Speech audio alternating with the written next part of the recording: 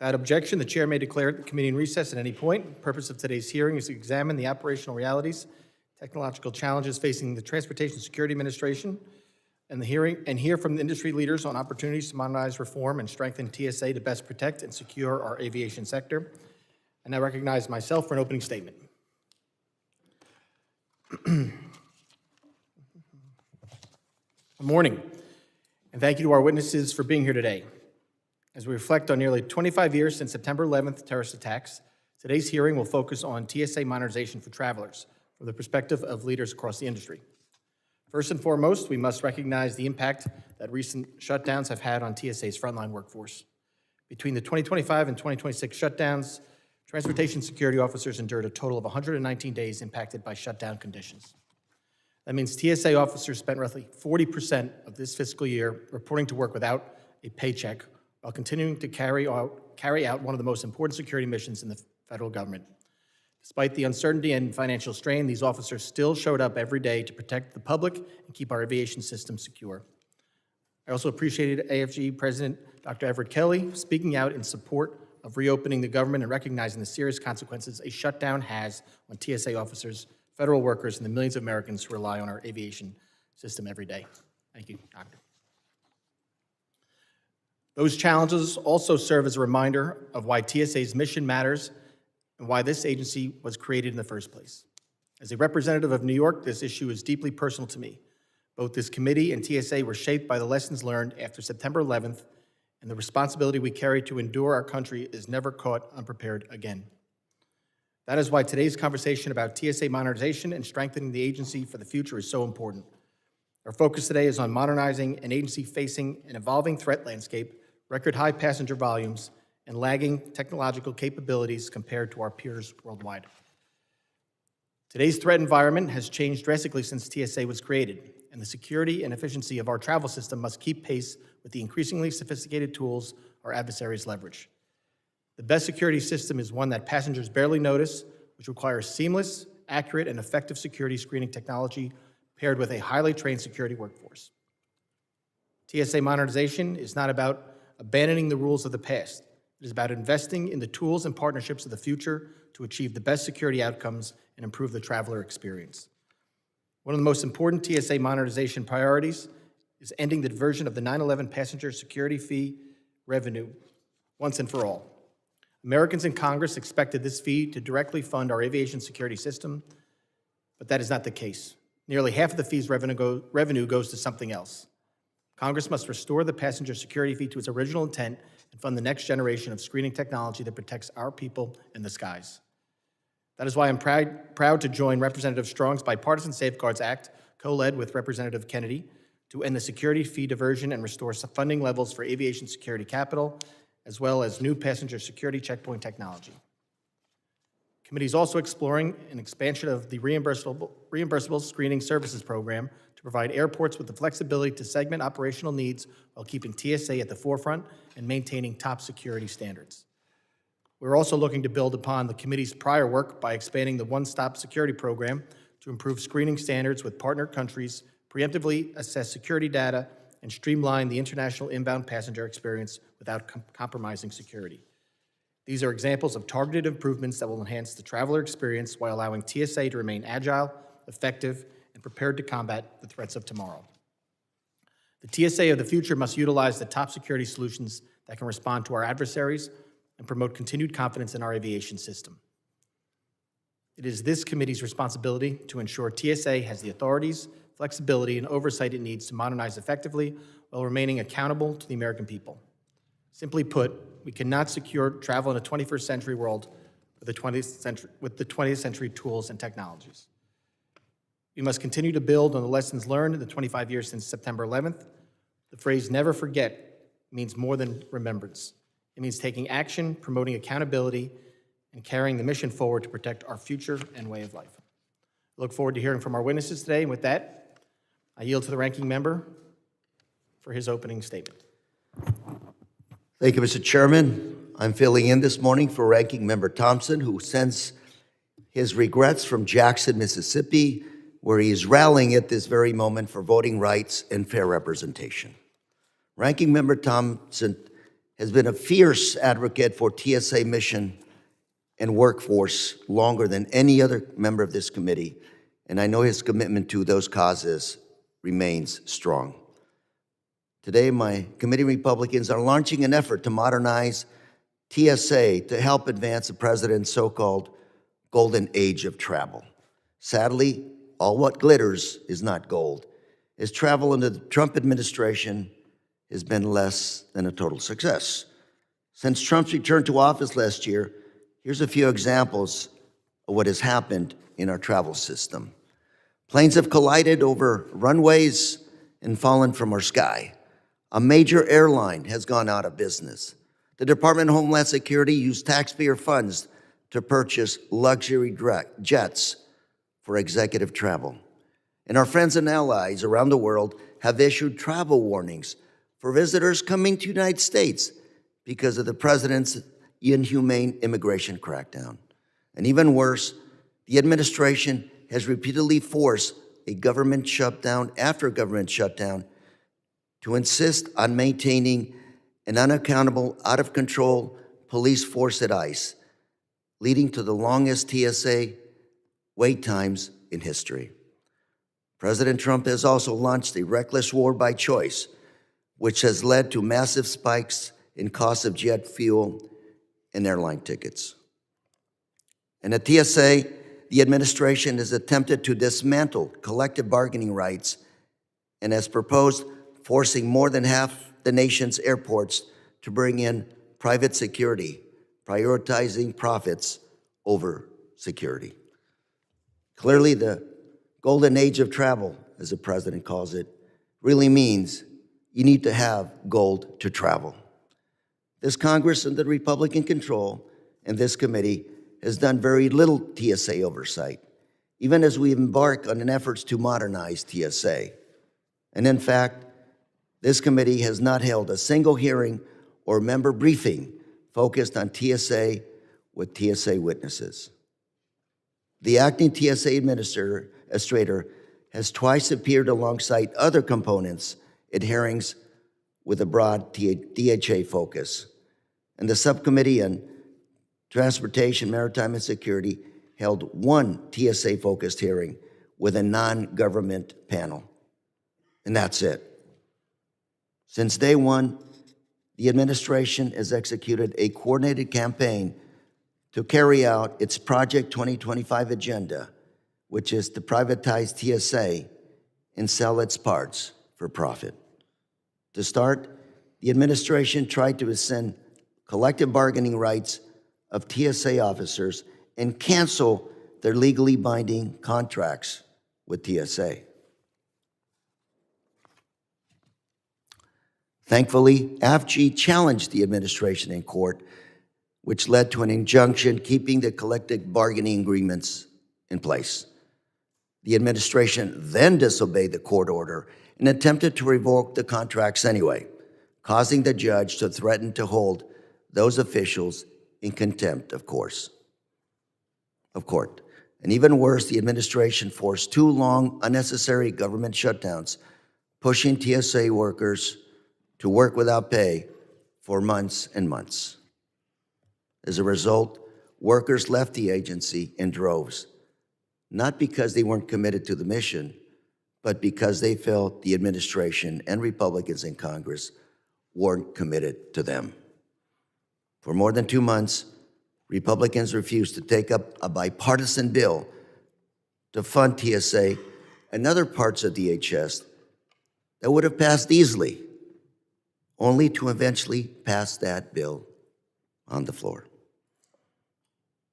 TSOs are critical to our national security. They should not be used as political pawns.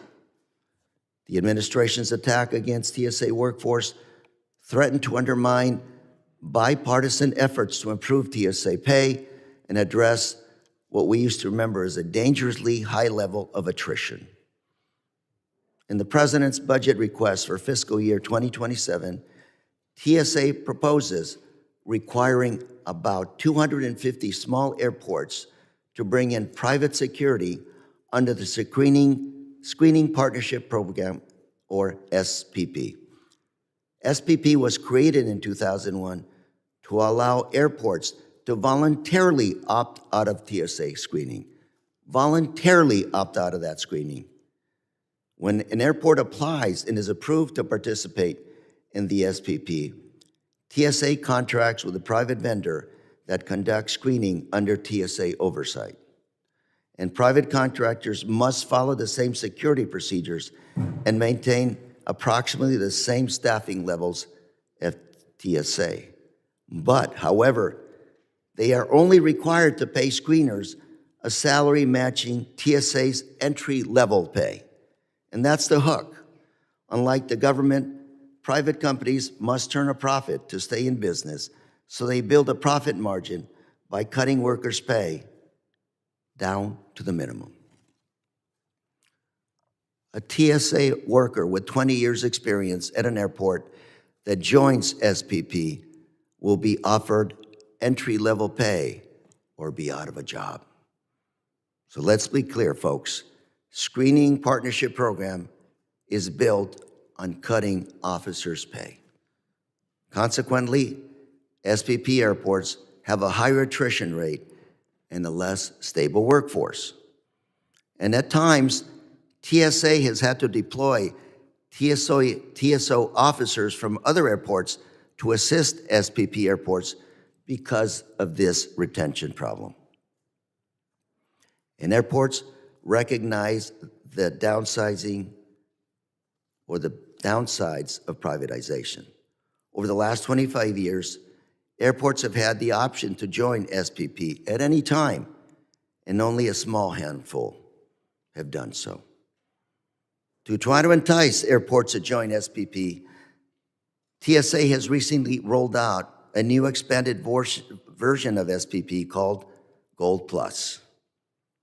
After pitching the program to airports and private industry for months, without notifying Congress during all these months, TSA finally notified Congress of this program just last week.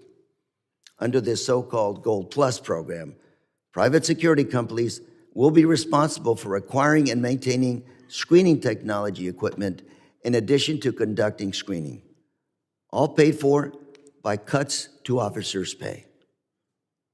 But the fancy new technology promised by Gold Plus is dangerous and reckless. As all of you know, technology alone cannot replace the experience of people who make the security checkpoints work as they have been working for the past 25 years. The administration's proposal would have us spending a record amount of money on immigration enforcement, border security, while creating a major gap, a very dangerous gap of security at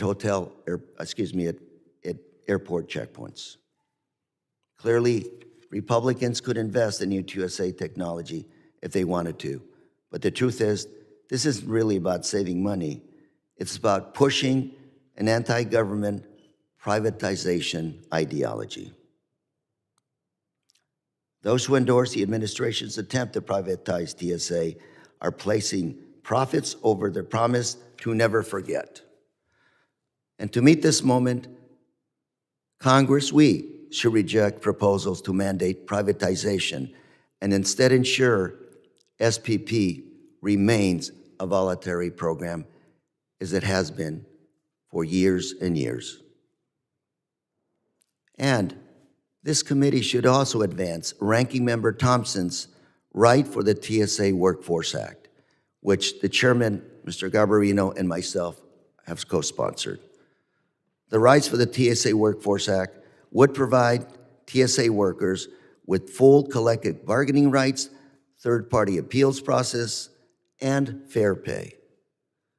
The bill in the past has passed the House with bipartisan support, and this bill today is needed more than ever. I look forward to hearing from the witnesses today on how else we can support and strengthen the TSA workforce to ensure that it can continue to meet our nation's transportation security demands. Thank you, Mr. Chairman, and with that, I yield. Gentleman yields back, and I Thank you for bringing up the fact that the TSA administrator was here twice this year. I'm pretty sure that's pretty good oversight. It's May, and she was here in January and March. I don't know how often we can get her here, but I'll get her here again if you didn't get all the Not directly questions. on TSA issues, sir. No, she was here to talk about TSA issues. I mean, she's a TSA administrator. That's why we would have her here twice in 5 months. Just pointing that out for the record. Also, the bills that I spoke about in the opening statement are all bipartisan bills, just like the bipartisan bill that Ranking Member Thompson and I co-sponsored together with you. We do hope that bill gets to the floor.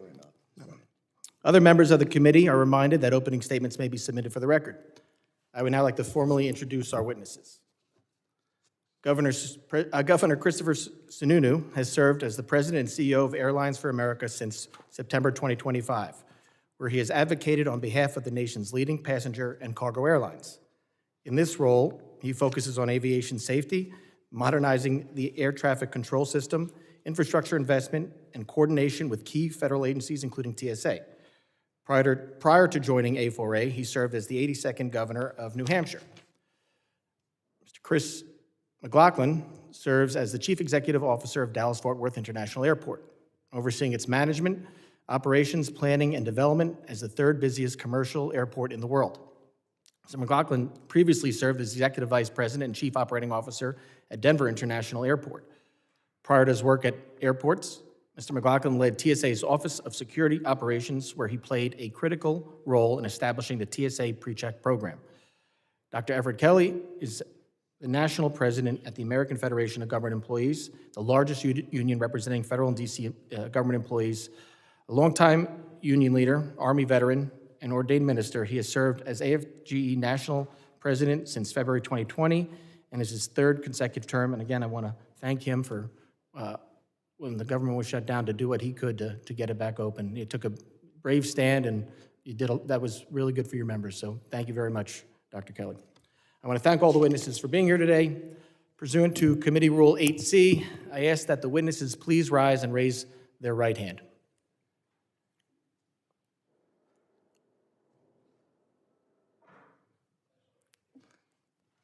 Do you solemnly swear that the testimony you will give before the Committee on Homeland Security of the United States House of Representatives will be the truth, the whole truth, and nothing but the truth, so help you God? Let the record reflect that the witnesses have answered in the affirmative. Please be seated. I now recognize Governor Sununu for 5 minutes to summarize his opening statement. Well, thank you very much. Good morning, Chairman Garbarino, Representative Correa, members of the committee. So let me begin by thanking you for holding the hearing and providing us with the opportunity to make recommendations on what can be done to modernize the Transportation Security Administration to meet the challenges it faces 25 years now after the tragedy of 9/11. I also want to highlight for you that the most important thing that Congress and this committee can do is ensure that essential transportation security employees are paid on time for the essential work that they do, keeping our skies secure, and that the TSA is never subjected to the devastating impacts of another lapse in federal funding. 2 in the past year, and frankly, they should be the last 2 that we ever discuss. Frontline TSA officers have spent over half of this fiscal year without an on-time paycheck, and thousands of them have quit the agency as a result. Shutdowns don't just make it hard to retain employees, they make it difficult to recruit new personnel, who understandably are hesitant to join an organization which demands a lot, but through no fault of their own, has been let down by Congress in their unwillingness to pay their own workforce. Congress should take immediate action to adopt a durable solution to prevent this from ever happening again. According to polling from just this past March, 93% of Americans said it was, quote, important for Congress to pass legislation that would guarantee TSA officers get paid on time.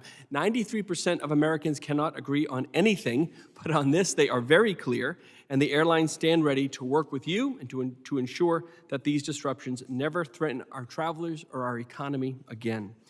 And in addition to eliminating the impact of government shutdown on TSA, I would like to highlight a few targeted ideas that enjoy bipartisan, bicameral support that we believe could be quickly advanced through this committee and signed into law. First, reauthorize and modernize the Aviation Security Capital Fund. As we know, since 2004, checked baggage screening infrastructure has been funded by a $250 million annual investment, which is unfortunately scheduled to expire in 2027, and we are very grateful to Chairman Garbarino, Chairman Strong, Representatives Kennedy, Guest, McKenzie, and Evans for their bipartisan leadership in introducing the Safeguards Act to fix this problem. For too long, passengers have had their security fees diverted to other purposes having nothing to do with security, and the Safeguards Act would finally ensure that they go directly towards aviation security and passenger safety. And by reinvesting in the next generation screening technologies and modernized checked baggage systems, this legislation would enhance security, reduce checkpoint congestion, and improve the overall travel experience for millions of Americans. Next, make TSA's one-stop security program, the OSS program, make it permanent. In 2023, Congress established the OSS pilot program, which allows, at the time, up to 6 international locations to meet TSA's rigorous screening standards and enable passengers in their checked baggage flying from to the U.S. from these vetted and monitored locations to avoid redundant screening back here in the United States. It's been a huge success, and Airlines for America supports expanding and making the program permanent. Also, make TSA's reimbursable screening services program, the RSSP program, make that permanent. The reimbursable screening services pilot program allows airports or airlines to enter into agreements with TSA for TSA to provide special security screening outside of the primary passenger checkpoints. For example, with the Olympics coming to the United States in 2028, an influx of millions of visitors and athletes may require unique screening solutions that requires this kind of flexibility. And like with One Stop, this too has been a success, and we believe this pilot program should be expanded and made permanent. We also need to sustain investment in research and development, the R&D in advanced cargo screening capabilities. As global trade volumes grow, cargo shipment screening becomes increasingly complex. It's an area that I think goes discussed and unrecognized, unfortunately, here in Washington sometimes. TSA needs to evolve to address those emerging threats. And while TSA and its partners have made significant strides in improving these screening processes for cargo, current methods and technologies still face limitations, and this investment would not only strengthen national security, but also support economic stability and confidence in the global supply chain while ensuring that American cargo carriers keep the world's economy moving. Airlines for America and its members are here with their expertise and their resources to partner with this committee on these initiatives to modernize TSA, and we stand ready to work with you and obviously can answer any questions that you may have. Thank you very much. Thank you, Governor. I now recognize Mr. McLaughlin for 5 minutes to summarize his opening statement. Chairman Garbarino, Congressman Correa, and distinguished members of the committee, thank you for the opportunity to testify. My name is Chris McLaughlin, and I'm the CEO of the Dallas-Fort Worth International Airport. Earlier in my career, I ran operations for TSA and played a leading role in the rollout of TSA PreCheck. The United States has the most complex aviation system in the world, and TSA personnel successfully perform their demanding mission every single day. While the system has worked for a quarter of a century, we cannot become complacent as aviation enters its next period of significant growth. The theme of modernization is not new, yet implementation often takes too long. The industry's current trajectory, balanced against increased demand, requires a heightened sense of urgency and a demonstrated bias toward action. TSA modernization must begin with a secure, confident, and mission-focused workforce. We cannot continue to ask frontline personnel to operate under constant uncertainty while expecting operational excellence. In this slide, I want to thank TSA Acting Administrator Ha McNeil for her leadership and unwavering commitment to TSA's mission, especially during the recent government shutdowns. I also want to acknowledge the efforts of the TSA officers and their leaders in the field who carried out their mission with dedication, even when choosing between food or fuel. Congress must ensure that this never happens again. Our skies will not be safe if our checkpoints aren't secure. Almost 25 years ago, Congress created the TSA with the sentiment, "We will never forget." To me, it sure felt like we had for a moment, and I'm grateful that the House passed appropriations to get these public servants paid. Modernization must also focus on improving security effectiveness through smarter technology deployment and operational flexibility. At DFW, we are investing heavily in the future of security.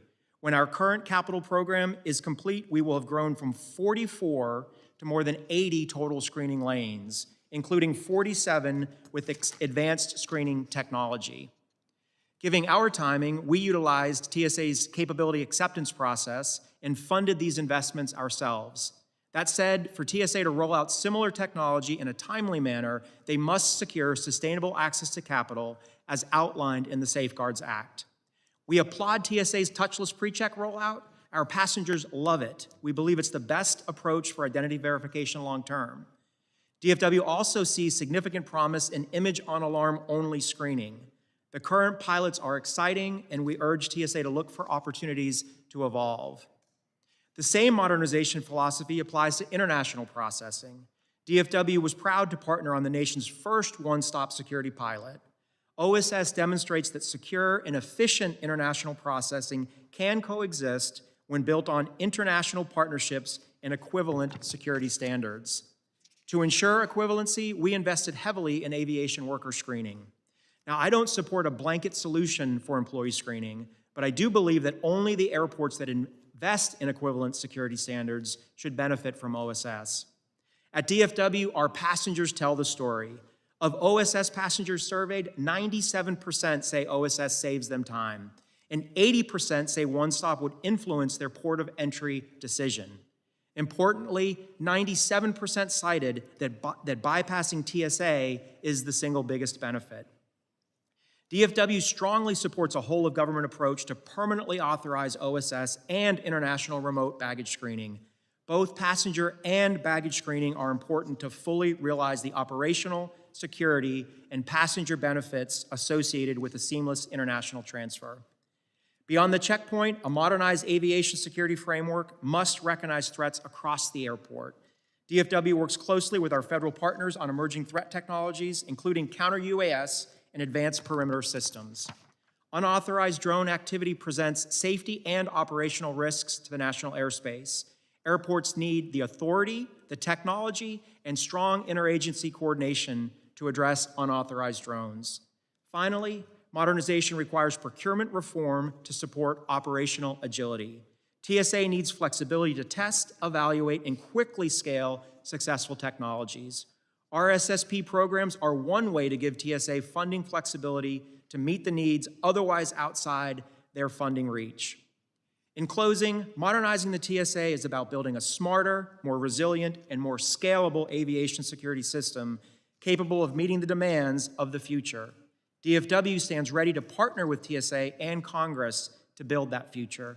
Thank you again for the opportunity to testify today, and I look forward to your questions.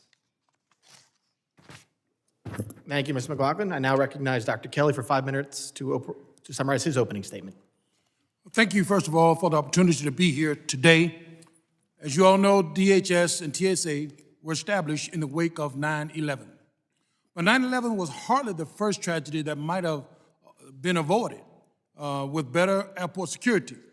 I think of Pan Am Flight 103 that was blown up over Lockabridge, Scotland, when 259 passengers and 11 people on the ground were killed by Muammar Gaddafi's agents.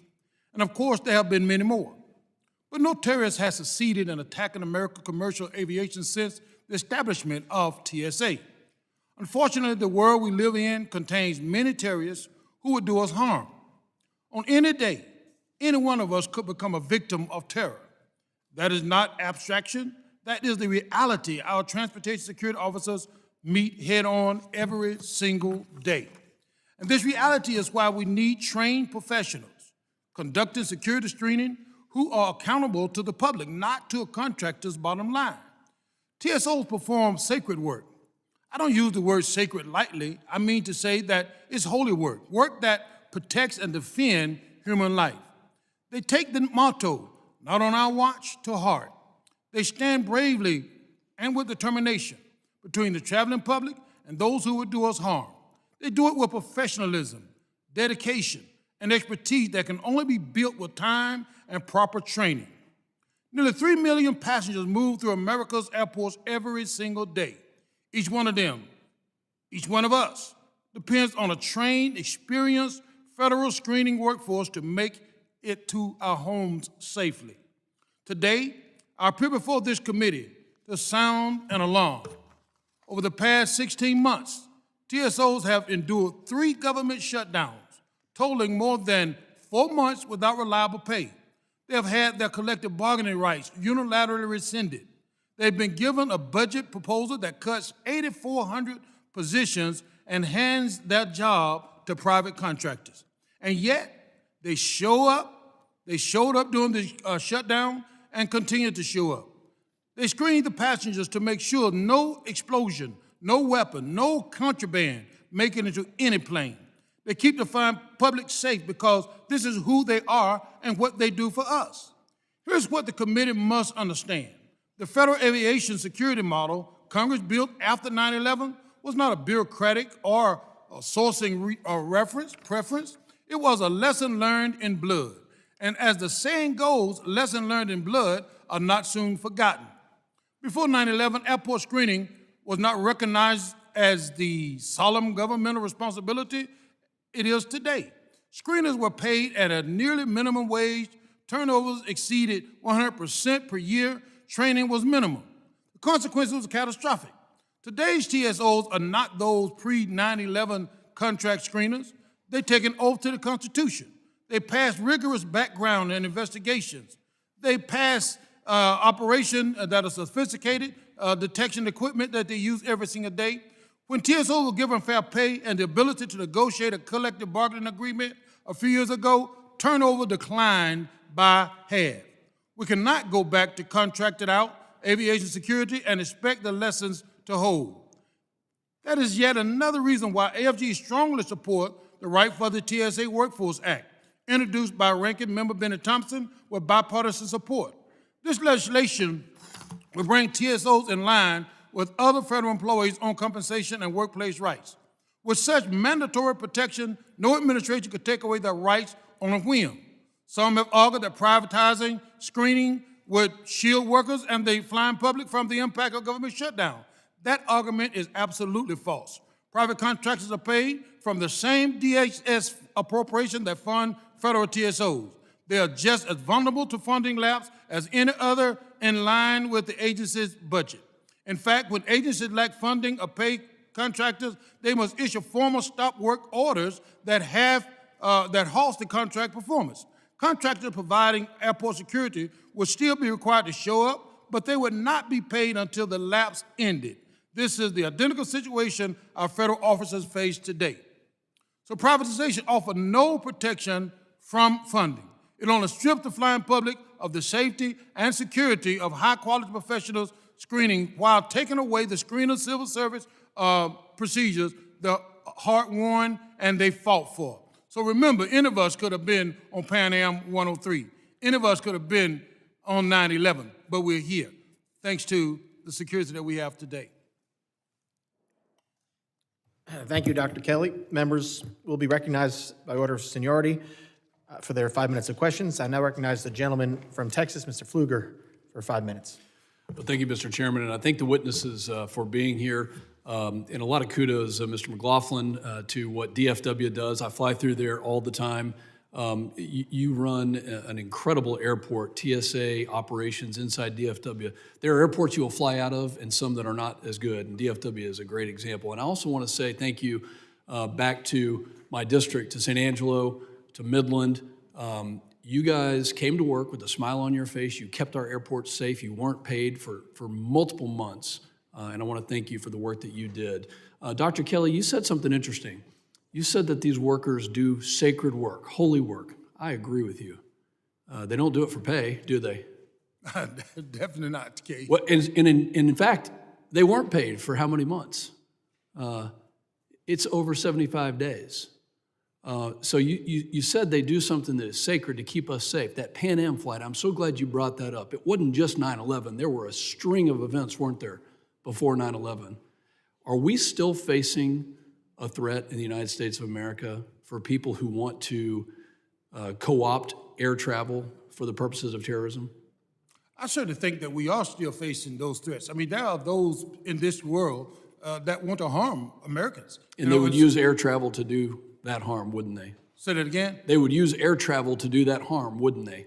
I think they could, yes. Well, Dr. Kelley, let me ask you a question. How harmful was it for our TSA agents to have to go home to their families and tell them, I'm not going to get a paycheck? How harmful was that to the overall force? You know, the thing of the matter is, this is what we have to understand. The TSA agents take an oath. They take an oath to defend the American public, and they do that with pride.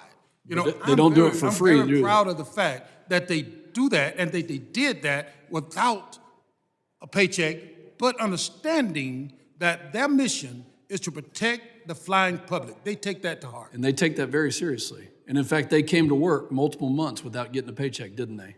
That's a fact. Dr. Kelley, do you also represent folks that work with Border Patrol?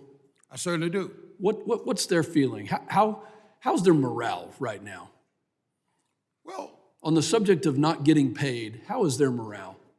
you know, I think anybody's morale is down when they're not getting paid, but I they would think so. too understand the mission. They too understand that they're working for the American public. How many months can they go with a Congress telling them that they don't want them to exist? You know, I don't think they should have to go one day I agree. with the Congress telling them that they should not exist. What they should be doing is praising these employees We that have should be. gone for over 119 days without pay. They should be praising them for making sure that even though they came to work, you know, without pay, under stressful conditions, they still performed the duties and they performed it well. That is very well said, Dr. Kelley.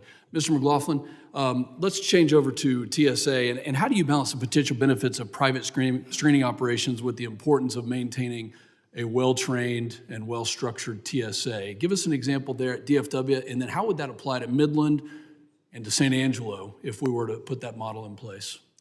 So to the point that was made earlier, the SPP program has been around really since the onset of TSA, and it has worked for 22 airports around the country. I think it's important for airports to have choices. I think there might be places where an SPP model could work for specific airports. I think lower volume airports have over time been the more likely airports to participate in SPP. A lot of that has to do with labor availability and other issues in remote areas. At an airport like DFW, and by the way, thank you for your kind words about the work that's done by tens of thousands of employees that really make up the community of DFW, which includes federal, it includes airline, it includes our own employees. In our case, our federal TSA officers do an amazing job. Even during the shutdowns at DFW, we did not experience the line waits that others saw around the country, and I attribute that to the quality of the leadership at DFW as well as the quality of the workforce. They were showing up without fuel in their car. They were showing up making choices between feeding their families and taking on a side job. How tragic is that? It is, but it speaks to the quality of the workforce, and that should be commended. I maintained good contact with Ms. Smith at DFW, wonderful. and a lot of praise for her continuing to motivate those. And Mr. Sununu, very quickly, how important is it for the folks that you represent to have an operation that keeps the airline and air traffic safe, specifically TSA and their associated entities? The national airspace is a public-private partnership, right? So I represent the airlines, much on the private side. And on the public side, you have the air traffic controllers, the TSA agents, all those pieces. It has to work hand in glove together. And I firmly believe on the private side, the airlines and the other private contractors and private entities, that whether it's from the point you park your car to the point you get to where you're going, there's a lot of different pieces there, and I think the private end has done a phenomenal job in spite of 2 government shutdowns, in spite of these increased prices on jet fuel that we're seeing lately, or the Spirit issue that was going on. I'm sorry, my time has expired. Any further thoughts on that, please, in writing? No, just that the government has to do their job. They got to pay their employees. Period. End of story. No excuses. Political issues don't matter. Thank you. I yield back. Gentleman yields back. I now recognize the gentleman from California, Mr. Correa, for 5 minutes. Thank you, Mr. Chairman. I agree with my colleague from Texas.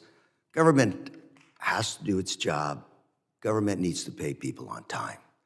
The fact is, shutdown was ended after a bill that sat on the floor for more than 2 months was brought up for a vote. The majority, the leader could have brought that bill up at any time to a vote, and there wouldn't have been a shutdown, that last one. And furthermore, I really think that what's good for the goose is good for the gander. Any federal government employee that suffers, that does not get paid because of a shutdown, means none of us up here should get paid either. during that shutdown, this last one and every other shutdown, I called the administrator and say, don't pay Lou until the others get paid, right? If you're gonna feel pain, I gotta feel the pain. It's gotta be, that's at minimum what we have to do. So again, let's make sure our workers are paid on time. Mr. McLaughlin, talking about SPP, you said 22 airports around the country are actually privatized. Is your airport privatized? Our airport is not privatized. And that's a decision you made and continue to make and re-examine and decide. But at this point, you've decided that's not for you. But you could at any time. And that's where the law stands right now. Would you be in favor of mandating any airport that they be SPP, or should we let those folks decide for themselves? So it probably goes without saying, but I'm a strong believer that airports should have choice, should maintain that choice as we move forward. Mr. Sununu? Yeah, again, the program is very successful, but airports need the flexibility to make their own choices. Every airport's different. If you've seen one airport, you've seen one airport. Everyone. Dr. Kelley? Well, there's no doubt I'm totally against the privatization of any airport because I think that those regulations should be governed by TSA and not one that is looking for a buck, one that's looking to make a buck off of the American people. So that's why it's vitally important that we pass the Shutdown Fairness Act, so that we don't have to worry about whether or not a screener is paid or not. I think it's vitally important that we do that. We got to see these screeners, as law enforcement officers that they are, okay? You don't contract out CIA, do you? No, you don't do that. You don't contract out. You bring up a good point, Dr. Kelley, which is you think about police officers, FBI agents, you want to pay them well. You want to pay them? Because nobody disputes the fact that they are there to do a critical job. But I would argue TSA officers do an even more critical job, which is they're the ones that keep you safe day in and day out, making sure bad folks or bad things don't get on those flights. You want to professionalize.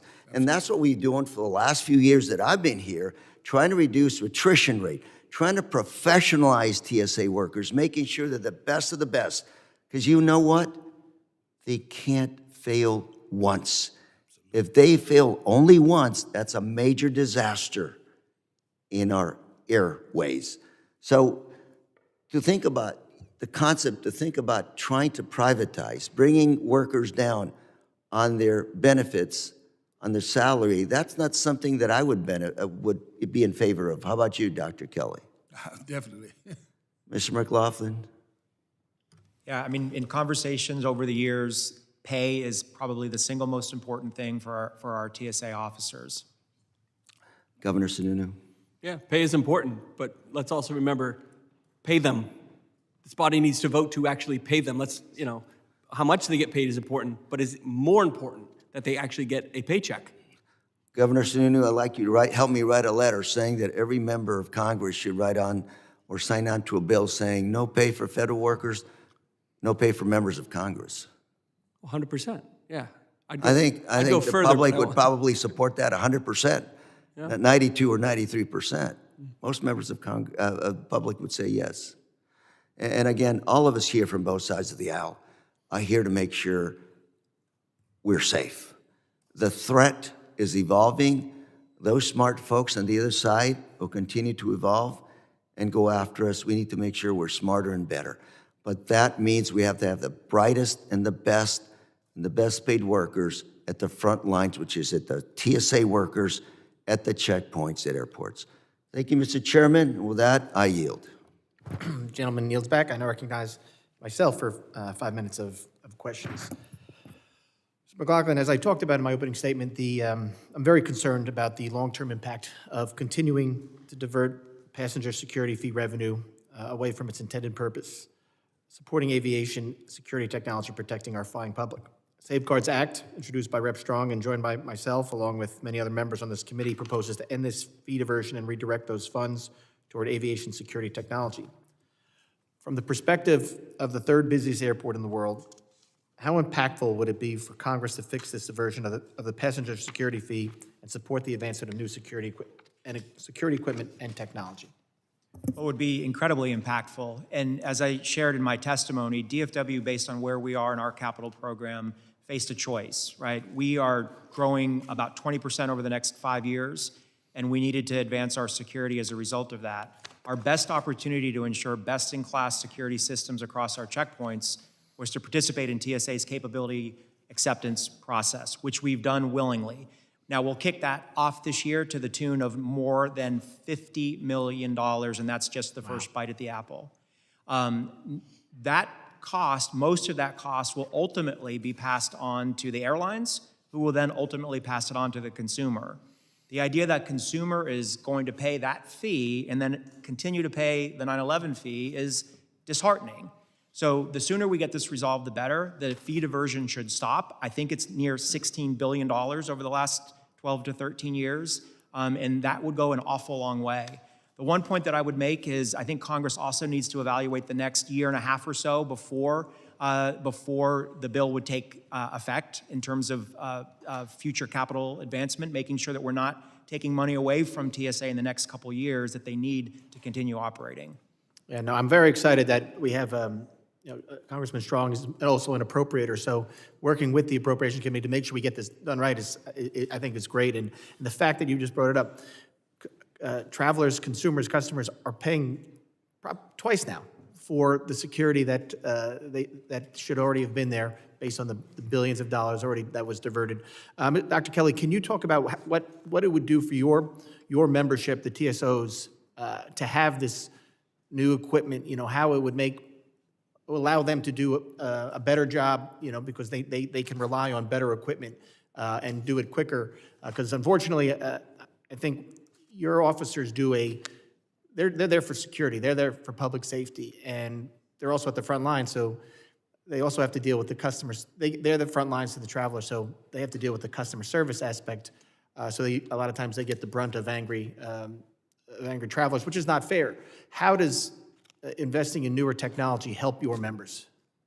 You know, I'm not opposed to new technology. What I am opposed to is diminishing the public safety of the American traveler. That is always a primary concern of mine. That will always continue to be a primary concern of mine. You know, and the fact of the matter is you're not going to get around having to utilize the TSO agents. I mean, even when you look at some of the technology that we're using today, you know, they just actually, if you got a little extra money, you can pay and you can get this technology and you can get in the front of the line. But then you got to stand in front of the TSO, you know, and so I just don't think that this is the route that we go for making sure that Americans fly safe.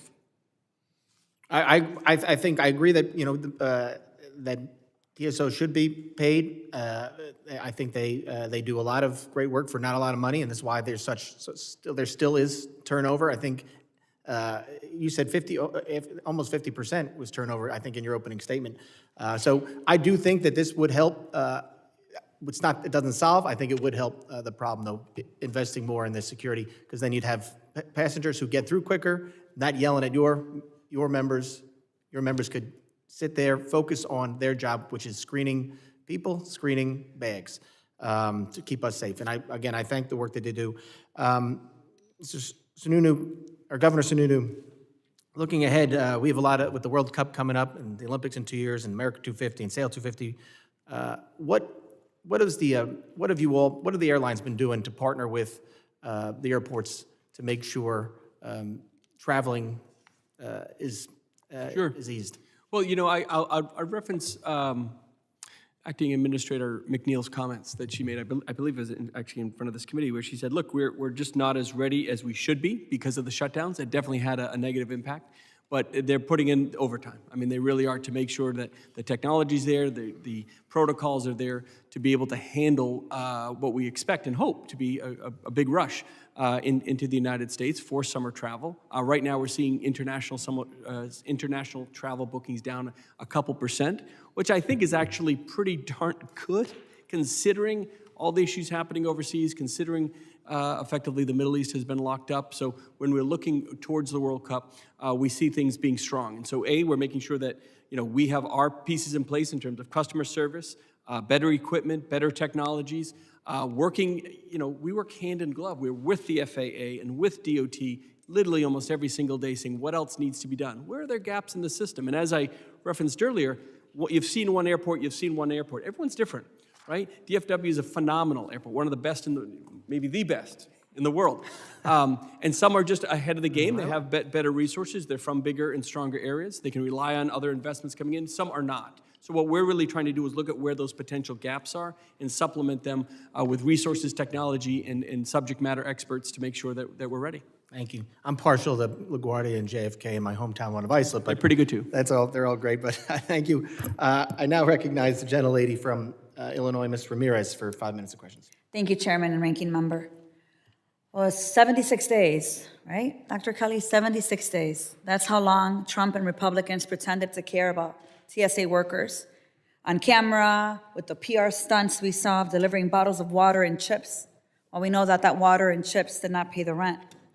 Rejecting every single opportunity they had to negotiate with Democrats to fund and reopen TSA.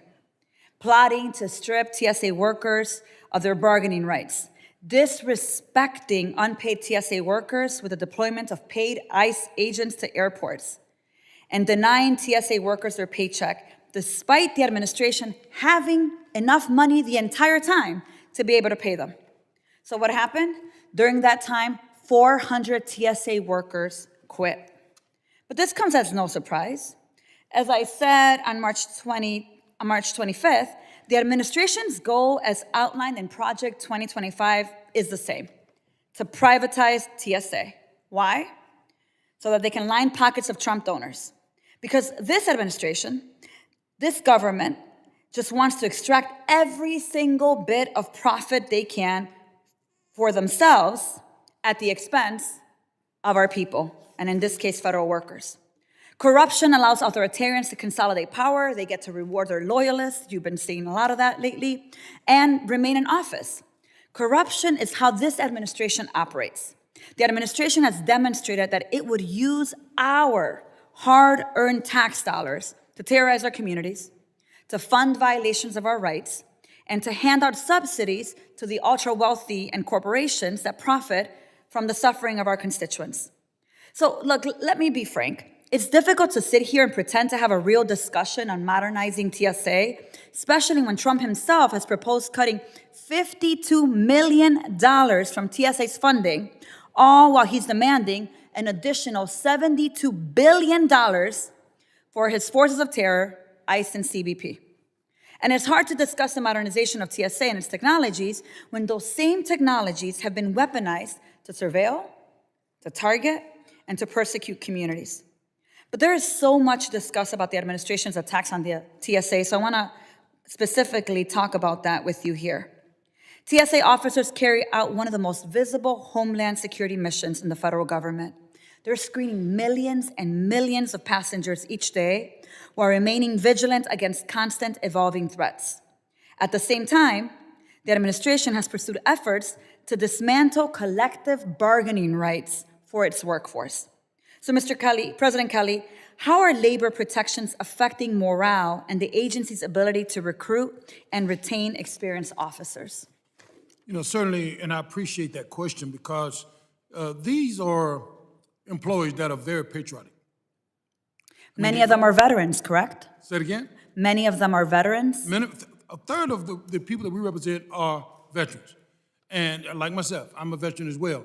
And to go through over 119 days of not being paid over the last 12 months, contracts being gutted, and then on top of that, you're told that now we're going to contract out your jobs. I mean, morale has to be at the bottom.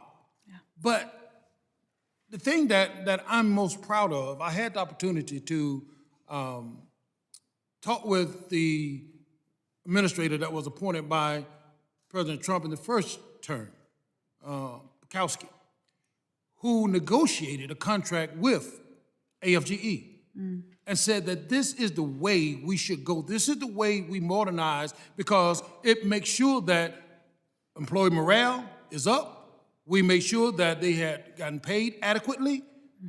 And so to now come back and say, we're going to do all of these miserable things to you, morale is at record low. Yeah, and President Kelley, I absolutely couldn't agree with you more.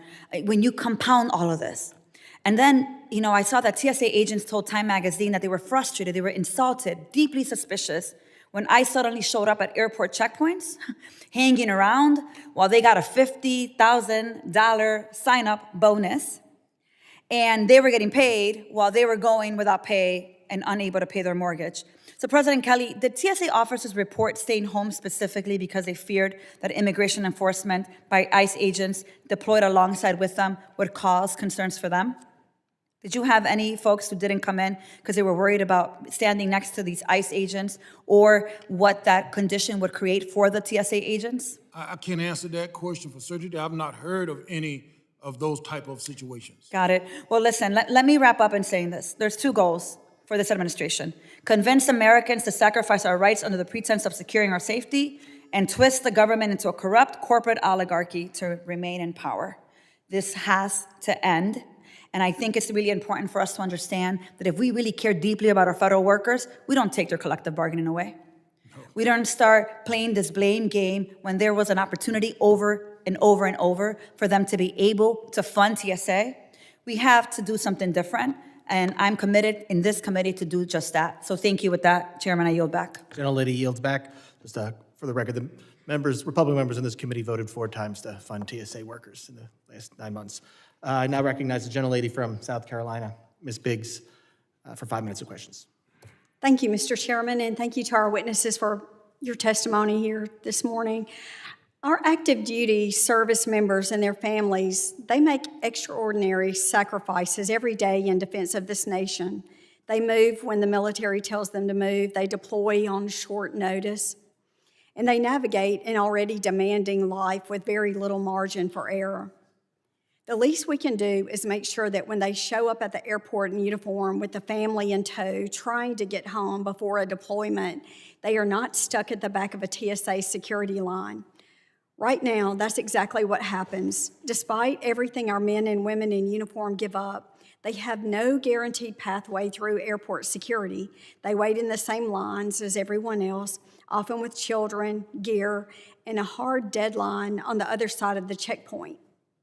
I will soon be introducing the Improving Travel for Military Members Act.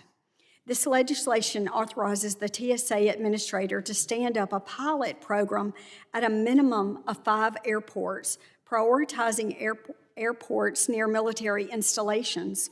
That would establish dedicated alternative screening lanes for active duty military personnel and their accompanying family members. The goal is straightforward: get service members and their families through security faster without cutting corners on the protocols that keep all of us safe. This is a targeted common sense pilot. It does not mandate a sweeping overhaul of the entire system overnight. It gives TSA flexibility and the authority to find the right airports, design the right approach, and demonstrate what works. So, Mr. McLaughlin and Governor Sununu, I want to ask both of you directly, do you support the establishment of this pilot program, dedicated screening lanes for active duty military personnel and their families at airports near military installations? And more importantly, do you believe this is a model that could and should be expanded to airports across the country? And if so, what would you need to see from Congress, from TSA, and from industry itself to make this expansion a reality? I'll start. I appreciate the question. And look, let me answer on a couple different fronts. We take the mission of our military personnel and their families very, very seriously. From the time they're deployed to the time they come home, we work closely with our federal partners. We work closely with airlines to make sure that we're honoring the service of our servicemen and women. When we talk about dedicated lanes, and I'll point out that the airports closest to some of our largest military installations are often smaller airports. Dedicating lanes permanently can be very, very difficult. I think there are programs that exist within the TSA that they've demonstrated over years. TSA Cares, for example, where with a call ahead, you can get special service for individuals that need a little extra time and care to properly process through a checkpoint without undue disruption. And I would suggest that in smaller airports, a service like that might be easier to deploy, implement, and might be a better service for servicemen and women than trying to permanently dedicate a lane in an airport that may only have 4 total lanes. And remember, that would require dedicated staffing on the part of TSA as well. So I absolutely 100% support the heart of what you're wanting to implement, but logistically, I think there's a lot of barriers that would need to be overcome. I would just add 100%. I mean, I think what the TSA already does with the TSA Cares program, which has expedited screening for our wounded warriors, obviously these honor lanes that we talk about, expanding those, priority boarding, which the airlines already do for their service members, dedicated military bereavement programs, which we already do.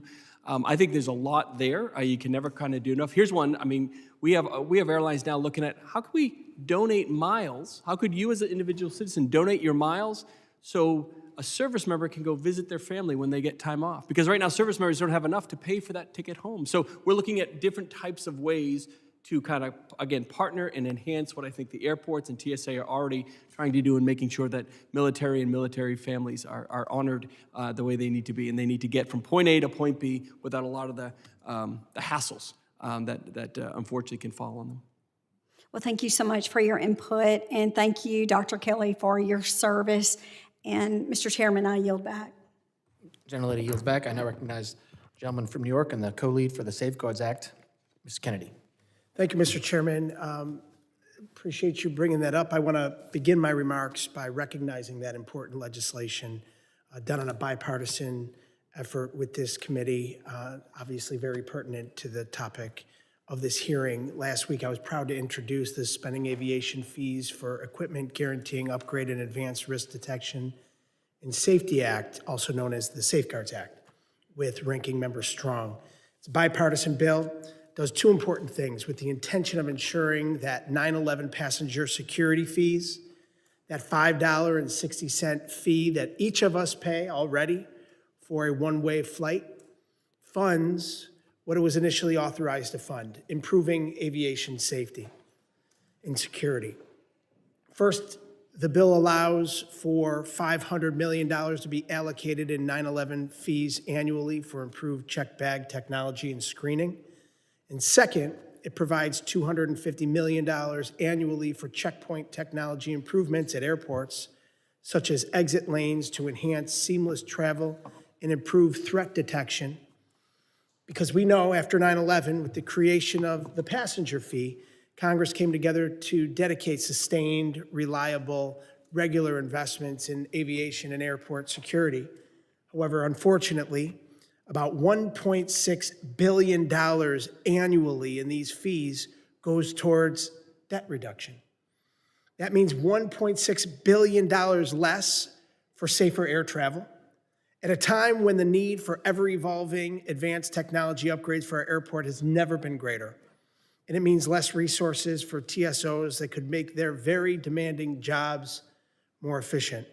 The Safeguard Act invests in much-needed improvements for security screening and brings us closer to ending 9/11 fee diversion, guaranteeing that TSA and its employees have the federal resources it needs to keep our skies safe. Mr. Chairman, I know you're also supportive of this legislation, and I hope that this committee will consider the bill soon, and I thank you. On the topic of ensuring that TSA is empowered to do its very critical, indispensable job of keeping air travel safe and secure, an essential piece of this is preserving TSO's ability to collectively bargain. TSA officers are often asked to do long hours, sometimes without pay for weeks, as we just saw earlier this year, adapt to rapidly changing procedures, and continue to report to work during national emergencies. And despite all of these workforce challenges that require real sacrifices, this administration is attempting to strip TSOs of their ability to unionize, brazenly violating federal court orders in order to advance an anti-labor agenda. Dr. Kelley, it's great to be with you in Alabama this past weekend. It's good to see you again. As president, your organization has fought tirelessly against this administration's efforts to scrap TSO's collective bargaining agreement. Can you tell this committee why workplace protections and collective bargaining rights are particularly important for maintaining workforce stability and retention? Okay, as we, thank you for the question, and it was good to see you as well. But as we forestated, when we negotiated, in my opinion, one of the best contracts in the federal system, attrition was reduced to 50%. So when you have a collective bargaining agreement, you can really begin to enhance morale because the employees and the TSOs feel like that the agency or the administration is listening to them. They're taking into account what they have to say and what they feel, and they work together. And the thing that I like about it is, these employees are not forced into a union. They decide whether or not they want to be in a union. And they have decided that they want a union representing them, and because they know that one person can't talk to the administration, but when that union go and speak on behalf of all of these employees, then they listen and they collaborate and they come up with the best solutions possible for the workforce.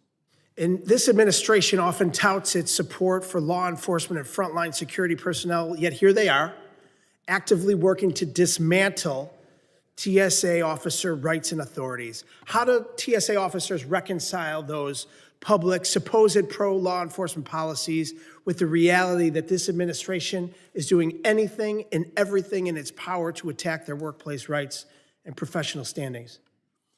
As I forestated earlier, this administration should really be praising these TSOs because when you look at what they've gone through over the last year, and I keep repeating myself because this is what I truly believe. They should be praising these TSOs for the job that they've done under the stressful condition, but yet they came every single day and they made sure that there was no issue that came up that they didn't deal with. No weapons got through, no bombs, no nothing. These employees have maintained the fact that we are here to serve the American public under any circumstances. When they say not on my watch, they take that seriously, and therefore I think we should be praising them instead of saying, now we're going to contract out your job.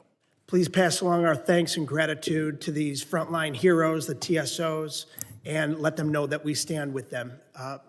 Mr. Chairman, my time, I yield back. Thank you. The gentleman yields back, and I recognize the gentleman from Colorado, Mr. Evans, for 5 minutes. Thank you, Chairman, Ranking Member, for this hearing. Thank you, of course, to our witnesses for coming. And let's just reset and talk about the facts. 119 days, 2 Democrat-led shutdowns resulted in 1,600 TSA employees just in Colorado and thousands more across the U.S.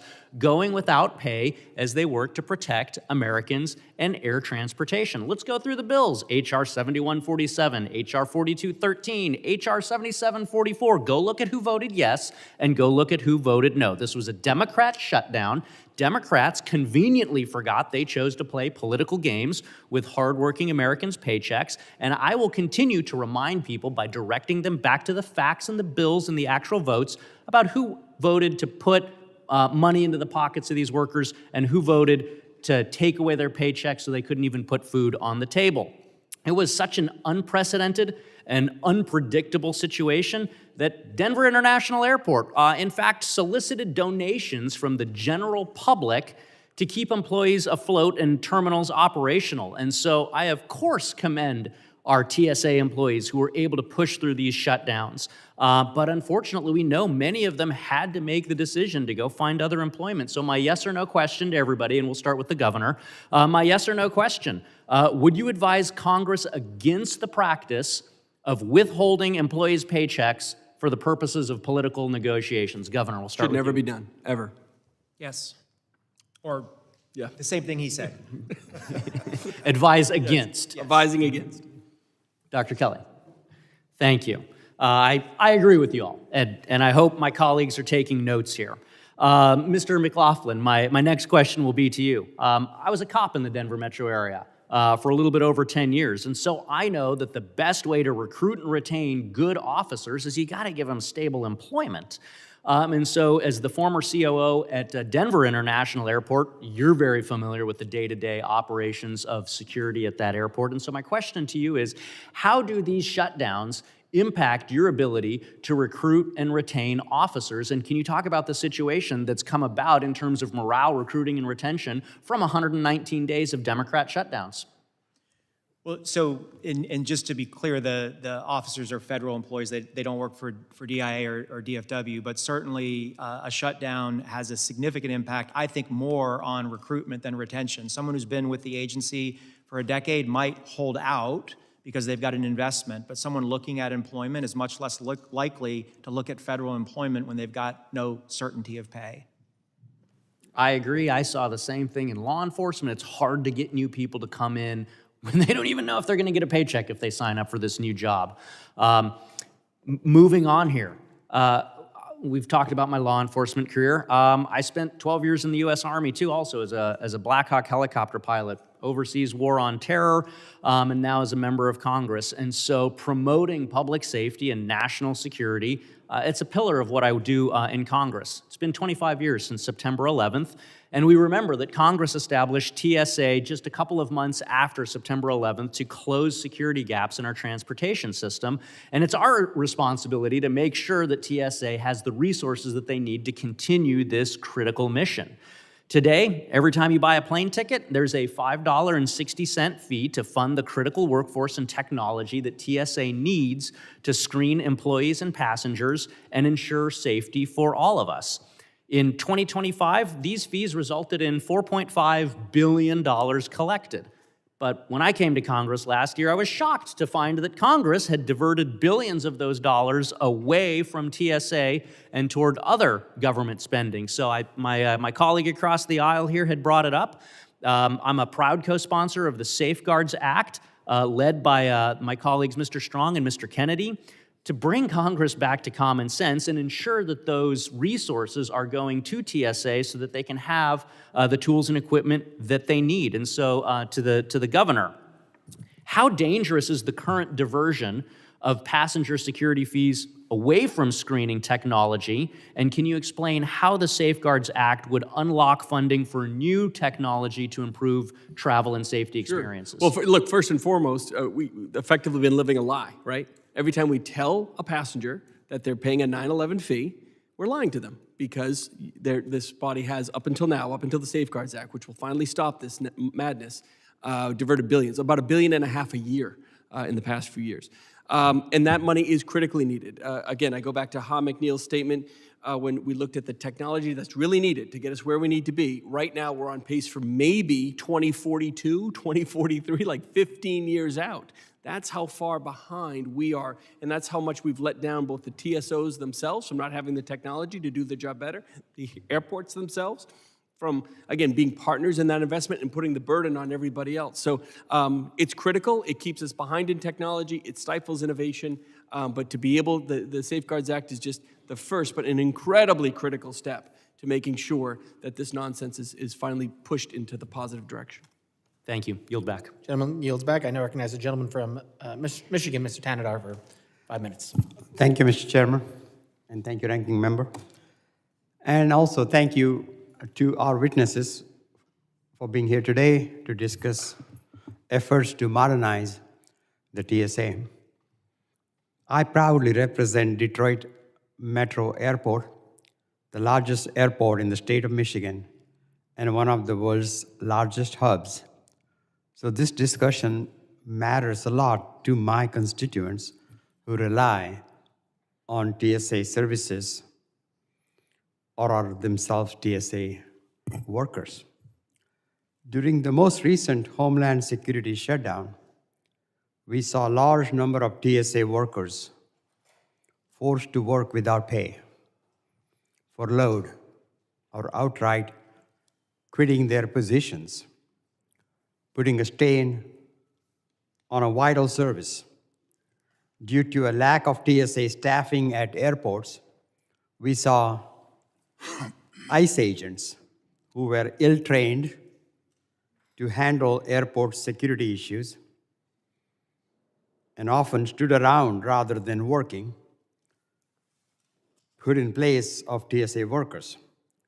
We must ensure this never happens again, and we must also discuss how the TSA plans to make up for the number of agents it lost during the shutdown. President Kelley, thanks for being here.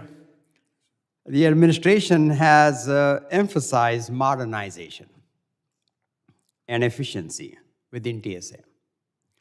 But technology alone cannot replace experienced personnel at checkpoints.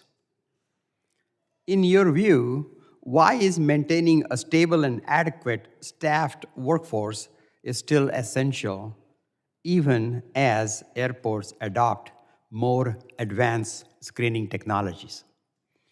Thank you for the question, because it's my belief that, regardless to the technology, you're gonna have the expertise and the training of TSOs to make sure, because, machine or technology can do certain things, but that for those situations, that de-escalation of situations, now it can't be done by technology. You need an experienced TSO to do that job, and they do it very well.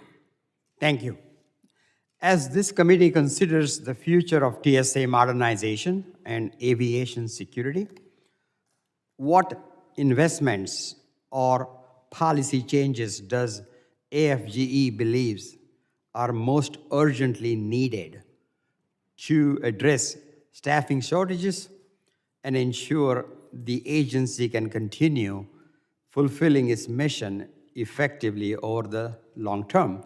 I'm particularly concerned about the morale and the high turnover. And we're losing a lot of our experienced, hardworking TSA workers because of this uncertainty that they have seen over last year or so, with uncertainty about, are they going to get paid? Are they going to get paid on time? Many people living paycheck to paycheck makes this very hard for them. What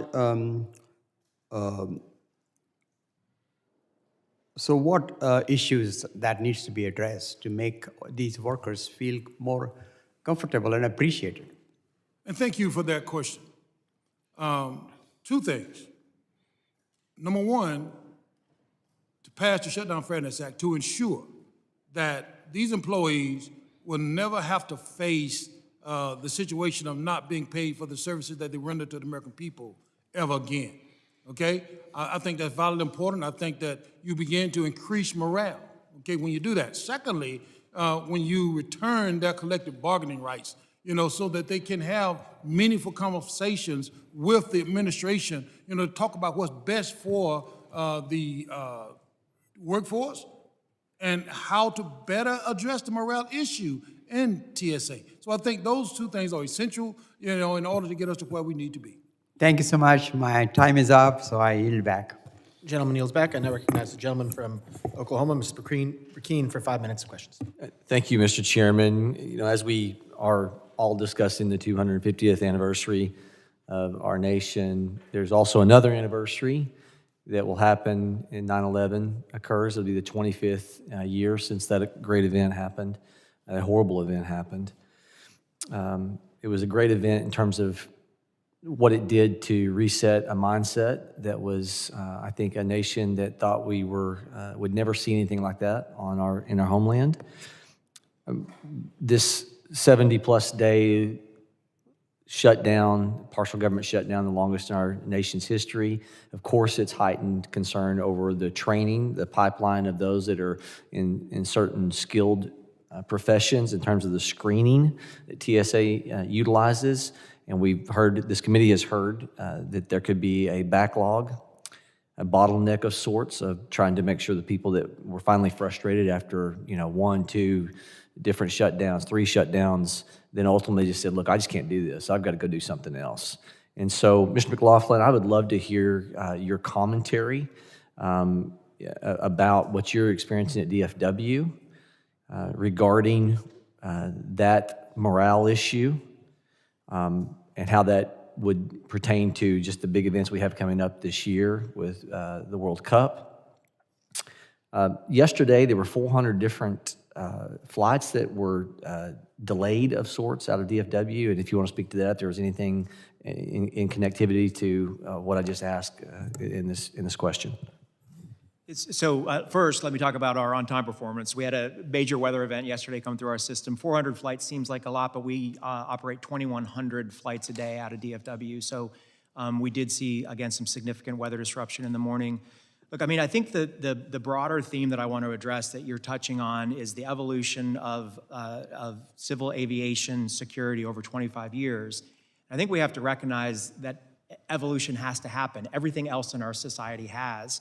This discussion today should not be a discussion between humans and tools. It should be a discussion about how we can create better tools that humans can then maximize the potential from. DFW is going to grow by 20% over the next 5 years. We're at about 85 million passengers a year. We'll be at 100 million in 2030. DIA was mentioned earlier. It's going to hit 100 million soon. The ecosystem continues to grow. Our officers have to continually get more efficient with better and better tools in their hands, the same way that every other aspect of our society has evolved. That's how we address major events like FIFA, major events like the Olympics. That's how we prepare for the next iteration of aviation security in the U.S.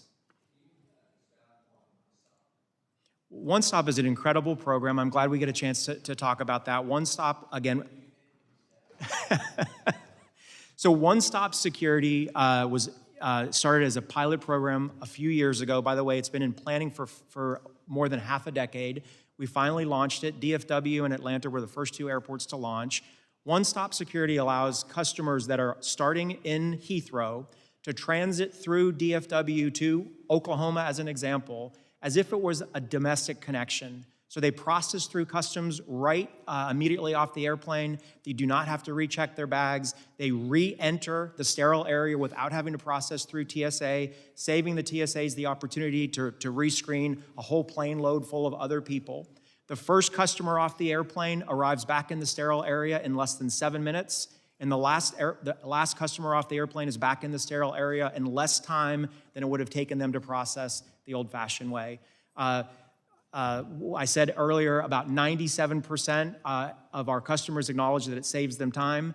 80% of those customers say that they would choose DFW as their point of entry because of the one-stop experience. And 97% say that it's both a bag and a people issue. They want the benefit for themselves and they want the benefit for their luggage. No, it's just, again, we support it wholeheartedly. It's a huge success, should be expanded, made permanent, optional, right? Airports have to decide whether it's for them or not. It shouldn't be mandated, but we've seen it as a huge success, and the airlines are very supportive. Gentleman yields back. And I recognize the gentleman from Puerto Rico, Mr. Hernandez, for 5 minutes. Thank you, Mr. Chairman, Mr. Ranking Member, and to our witnesses for being here today.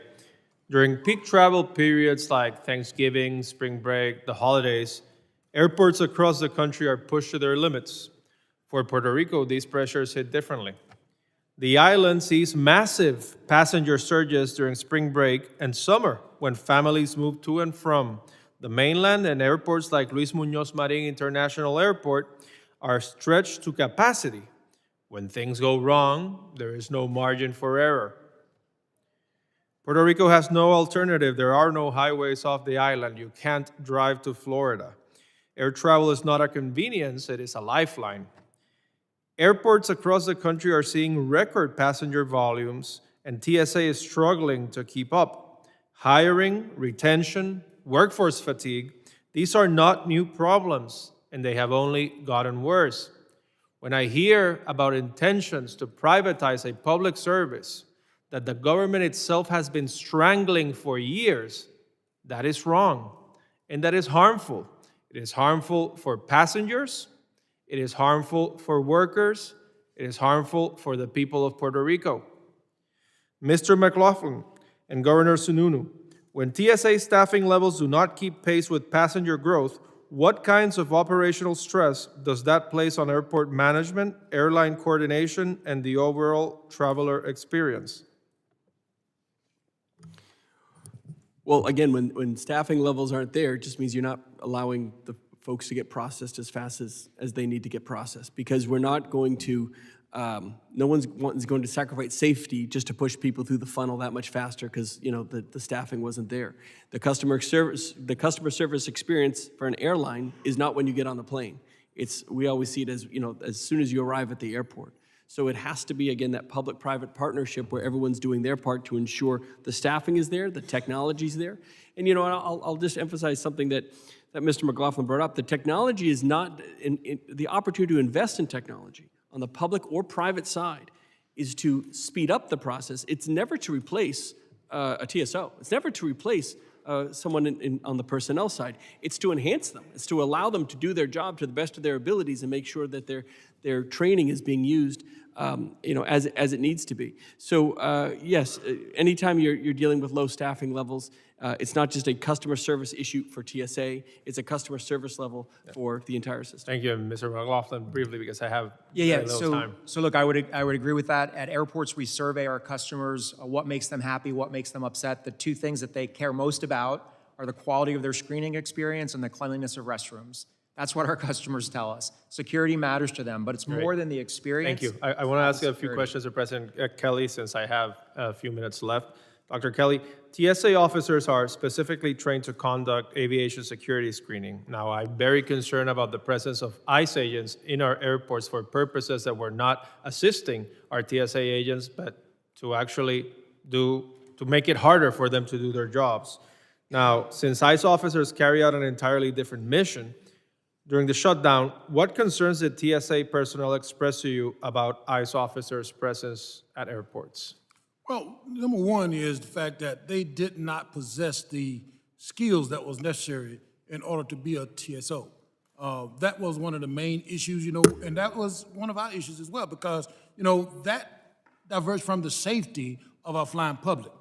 So that was the main concern that I heard from our Did it affect their morale, the fact that TSA agents were not being paid while ICE agents were? Certainly it did. And it was absurd. Absolutely. And do you think that has an effect over attrition? I think so, yes. Because they have this uncertainty, right, of whether or not I'm going to have a job tomorrow or not. And this person here, they getting paid, they got a job, they can go and take care of their family. I cannot, but it's my job that, I could see the frustration on the faces of TSA agents in the San Juan airport as that happened. Absolutely. They were working day and night without pay, doing their jobs, and then they brought other people in who were not doing their jobs, who were not capable of doing their jobs, and who were getting paid for it. Absolutely. Thank you. I yield back.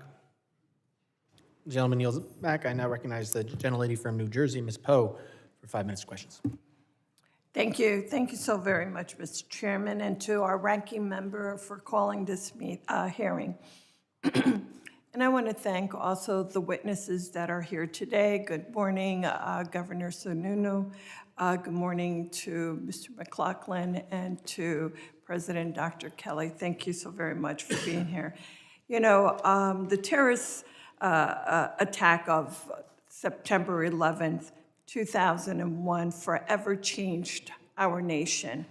For me and so many in the northern New Jersey, 9/11 is personal. Our neighbors worked in those buildings, and our first responders rushed to ground zero to assist with search and rescue efforts. From the grief, the pain, and suffering of so many was born a commitment to never allow such a horrific event to ever happen again. These efforts resulted in a renewed commitment to security, including the creation of the Department of Homeland Security and the Transportation Security Administration. At that time, Congress rightfully recognized that the security screening of airline passengers was too important to be left to profit margins and market forces. So now, as threats and security has become more sophisticated, 25 years later, we must have honest conversations and examine legitimate needs of TSA. As a member of both the Homeland Security Committee, but also as the House Transportation Committee, where I serve as vice-ranking member of the aviation panel, I uniquely understand the necessary work to keep our skies safe. Sadly, the administration's action towards the airport security and TSA has stepped backwards. It is currently fulfilling Project 2025's blueprint to privatize TSA, destroy the TSA workforce union, and intimidate immigrants. The president's proposed budget seeks to privatize screening operations at nearly 250 airports, which would undo the gains we have made in airport security since 9/11.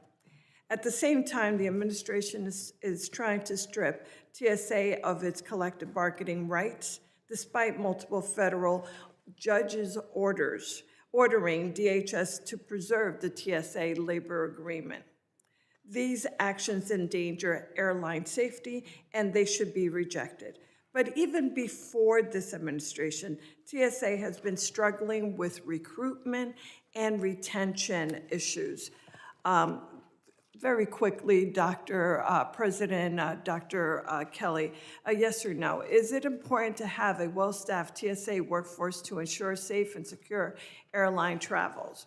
It's certainly important to have that. And you know, this is inherent governmental work, and this work should be performed by federal employees, okay? And when you have a contract that have been negotiated between the agency and the workforce, you know, you're gonna enhance morale, you know, and people are gonna feel like, hey, you know, I want to come to work here. I want to do this work. So let me also ask, does the TSA struggle with recruitment and retention? We certainly heard that from many of you already. So is that not the case? That was the case prior to us negotiating a contract. When we negotiated a contract with TSA, attrition was actually cut into half. Okay. Would recruitment, retention, and performance bonuses for TSA officers improve retention and morale? Yes. Okay. I agree with you, Dr. Kelley, and that is why Senator Lujan and I introduced a bill to address these very specific issues. My bill would set the minimum base pay for TSA personnel at $40,000, ensure that TSA personnel are paid during shutdowns, and give TSA staff a one-time $10,000 bonus. The modernization cannot come at the expense of those who have helped protect our nation for decades. TSA agents must not be a political football during government shutdown. They deserve to have a consistency and earned a living wage for their service. I hope that my colleagues will join me in supporting my bill and have the backs of our TSA workforce. We've heard that be said today by many of my colleagues. I hope that they live up to that. Thank you so very much to all of you. I yield back. Thank you, Mr. Chairman. Gentlelady yields back. I now recognize the gentleman from Virginia, Mr. Walkinshaw, for 5 minutes. Thank you, Mr. Chairman, and thank you and the ranking member for convening today's hearing, and to our witnesses for appearing. Since returning to office, President Trump has unleashed the DOGE chainsaw on the federal workforce, and as we speak, they're aiming it directly at our transportation safety officers. I represent a community in Northern Virginia that's home to 50,000 federal employees. 5,000 to 10,000 of them are now out of work because of this administration's often illegal actions. Federal workers have been unlawfully fired, subjected to mass reductions in force, lost vital employment protections and bargaining rights, and forced to endure toxic workplaces designed to push them out. And I appreciate my colleagues' concern about the impact of shutdowns on morale. But my question for you is, where were you? Because the Trump administration's motives were clear from the start. It's never been about efficiency, effectiveness, or even public safety. OMB Director Ross Vaught said it. This administration's goal has been to put federal employees in trauma. And that includes our transportation security officers who work hard to ensure travelers can get through screening in a timely manner, that American families can travel safely. They are the federal workers that this administration has said they want to put in trauma. The administration has repeatedly tried to rescind 45,000 TSOs' collective bargaining rights, creating uncertainty about their workforce protections. I should say illegally tried to rescind their collective bargaining rights. Secretary Noem applauded officers for working during the shutdown appropriately, but their reward was her renewed effort to strip their workplace rights. As we've heard today, we lost 1,100 officers during the shutdown. The Trump administration now proposes to reduce TSA personal funding by $529 million in FY27 and eliminate 8,400 TSO positions, with plans to replace half with private contractors.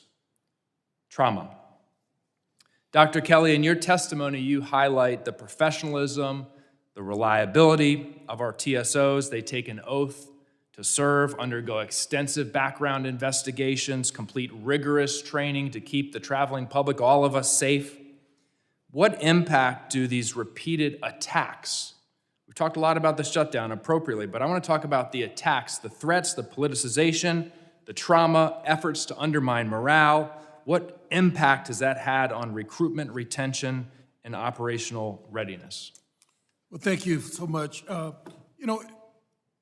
It definitely have an adverse impact on recruitment, on morale. I mean, when you look at what these workers have gone through over the last 16 months, I mean, you can only say that it only brings down morale. You can only say that recruitment, I mean, who would want to come to work for an organization that says, you know what, I'm not going to pay you while you work. You're not going to get paid until I decide that, you want to get paid. That creates a problem for the workforce. It creates a problem for our ability to ensure safety for the flying public. And so I think that is vitally important, and you hear me say this over and over again, I think it's vitally important that we pass this Workforce Act. I think it's also vitally important that we begin to praise these employees rather than come at them and antagonize them and try to defeat them every way that you can. We should be praising them, saying thank you for the work that you perform for the American public, and not beat them down. Thank you. Mr. Sununu, you've had a long and successful career. You've managed organizations, small, medium, large. Your members have tens of thousands, maybe hundreds of thousands of employees. I won't ask you to respond to Mr. Vogt. I'll just ask you, in your experience as a leader of organizations, are your employees more effective, efficient, better able to accomplish the mission if they come to work traumatized? Well, no, of course not. You need a healthy workforce. Thank you. Mr. McLaughlin? Right, the same. Okay. I yield back, Mr. Chairman. Thank you. Gentleman yields back. I now recognize the gentleman from Tennessee, Mr. Van Epps, for 5 minutes of questions. Thank you, Mr. Chairman. And thank you for holding this hearing today. Thanks to our witnesses for working with us as we ensure TSA continues safeguarding our skies while adapting to evolving threats and the needs of the traveling public. As former Administrator David Pekoski said, TSA's mandate is not only to mitigate the threats of today, but to preempt evolving threats as our adversaries continue to adapt. For 25 years, TSA has sought to prevent another attack like 9/11 and has navigated a world filled with increasingly sophisticated adversaries.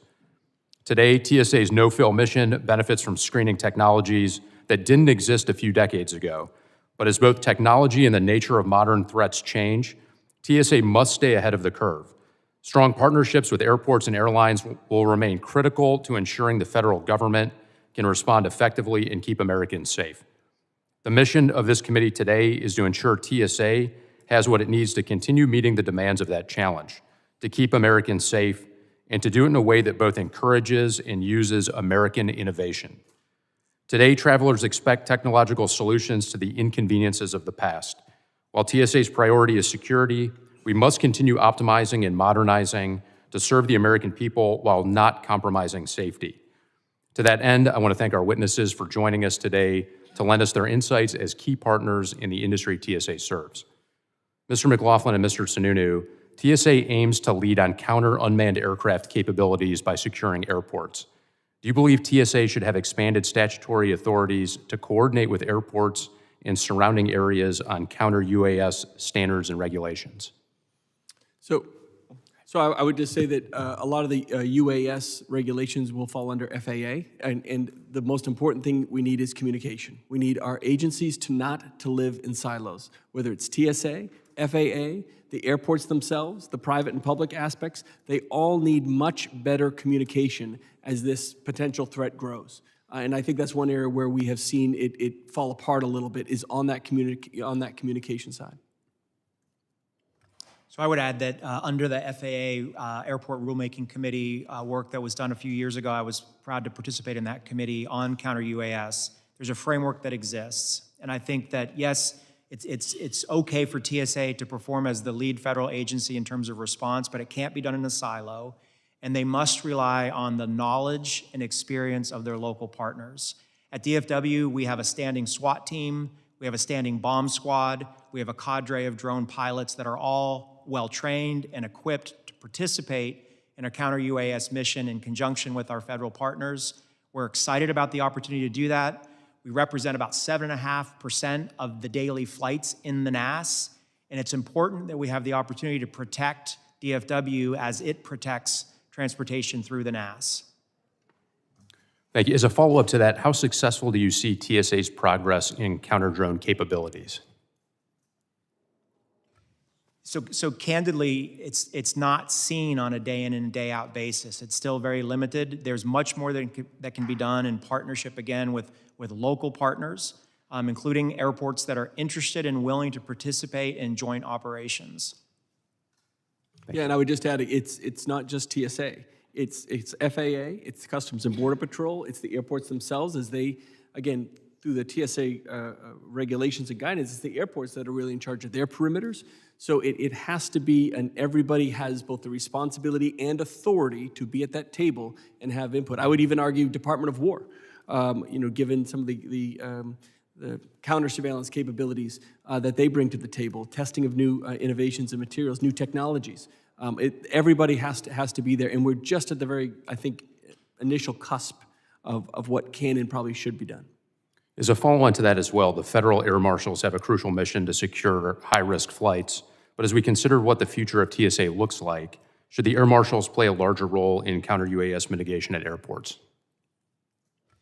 So certainly the federal air marshals, and from a TSA perspective, do today play a significant role in that work. The issue is that federal air marshals aren't everywhere all the time, and we need the capability everywhere all the time. Yeah, I would disagree with that. Everybody has to be involved. Great, thank you so much. I'm just about out of time, so I'll yield back. Thank you for being here. Appreciate it a lot. Gentleman yields back. I now recognize the gentleman from Louisiana, Mr. Carter, for 5 minutes of questions. Thank you, Mr. Chairman, and thank you to our witnesses for joining us today. I've sat here all morning and I've listened to my colleagues on the other side speak with such admiration for our TSA workers and advocating for their pay and making sure they're paid. Yet this very committee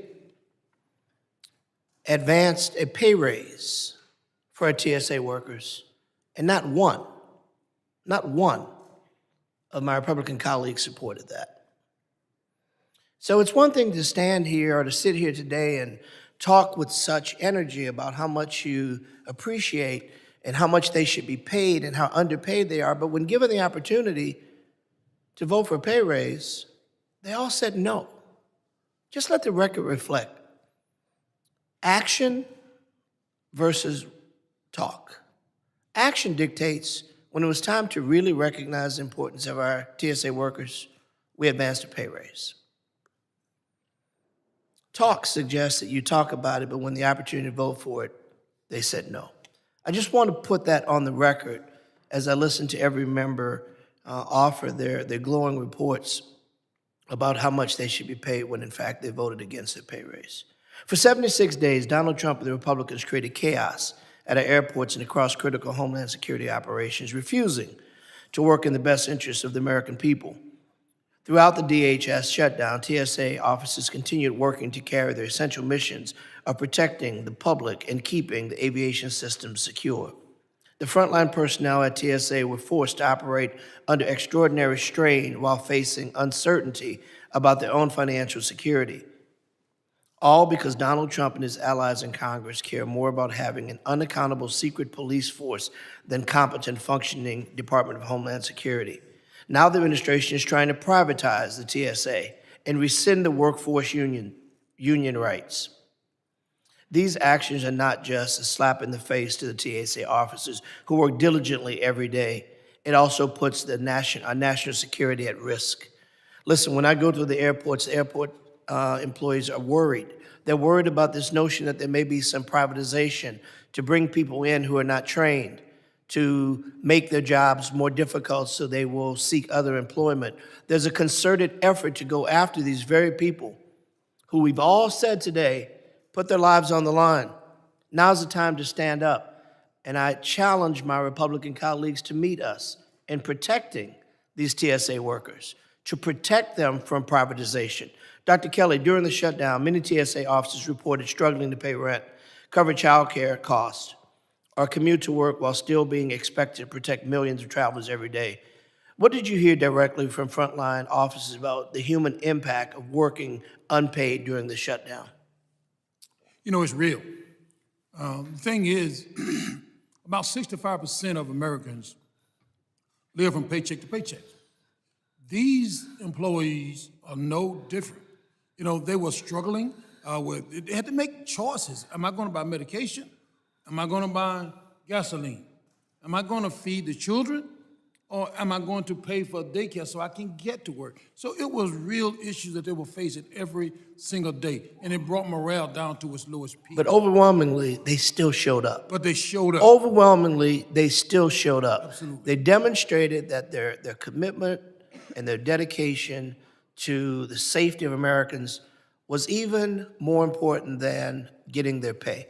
That says something. That means we, as members of Congress, regardless of our party, should do everything in our power to protect them from some effort to gobble them up and toss them away. You know, I've heard the rumblings of a not-so-hidden motive, demoralize TSA officers and ultimately monetize the agency so the president's corporate donors can profit. How has these actions of this administration led to the attrition of TSA officers, and what should we do? Because if officers are listening to this, and they're afraid that there may not be a future, naturally, people are going to start to peel off and find something more permanent. What should we, as members of Congress, or how can we further help to fend off this notion of siphoning out the profit of an agency that is so important to our national security and protect our TSA workers? And if you can give me a quick answer, because I want to ask the other two gentlemen to give me their answer on that as well, if you would indulge me, Mr. Chairman. I think we got to figure out a way to quit using TSA or federal employees in general as pawns, right, in a political game. This should never happen. So I think that's where we have to start. Okay. Mr. McLaughlin. Yeah, candidly, as an industry witness here today, we're watching you all do the same thing here that you do on TV. If you're serious about it, get together and make it happen. Bingo. I'm with you.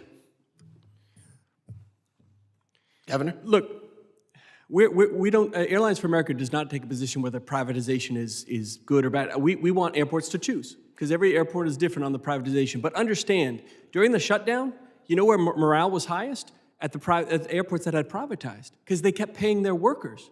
Every time anyone in this and I don't care, I'm not looking at party or anything here, Republican or Democrat, anytime you voted not to pay and fund DHS and TSA, you were telling all those public sector workers, maybe we should look at the private side, because the private side guys were getting paid and morale was great and we didn't have any staffing issues there. So not funding and paying DHS and TSA was incentivizing people on the public side of the ledger to want to be on the private side. Again, I don't care where you work. We just care about the safety and security. And reclaiming my time. Reclaiming my time. Reclaiming my time. Repercussions to that. Thank you. Reclaiming my time, which is already over. I just want to say, and Mr. McLaughlin, you said it best. It's time for us to stop talking about it and do something about it. We can sit here and say how important TSA workers are, yet when there was an opportunity to offer a pay raise, you chose not to. When it's the time now to stand up, and with all due respect, Governor Sununu, privatization has proven to be the death knell to unions, proven to be the death knell to workers. I yield. Gentleman's time's expired. Again, I'll mention for the record, when it comes to the shutdown, Republicans on this committee voted 4 times to reopen the government. I now recognize the But against pay raises. I recognize the gentleman from Texas, Mr. Green, for 5 minutes of questions. Thank you, Mr. Chairman. I thank the ranking member, and I thank the witnesses for appearing today. And in the interest of full disclosure, I am a dues checkoff member of Local 1550 of ASKME. I am proud to be associated with labor in more than words, but rather with my deeds and my actions. I'm also pleased, Mr. President, Dr. Kelley, to associate myself with your commentary today. I think you have been on point. I think that we have to protect the integrity of work, the integrity of work. And to this end, I have two pieces of legislation that I'll call to your attention.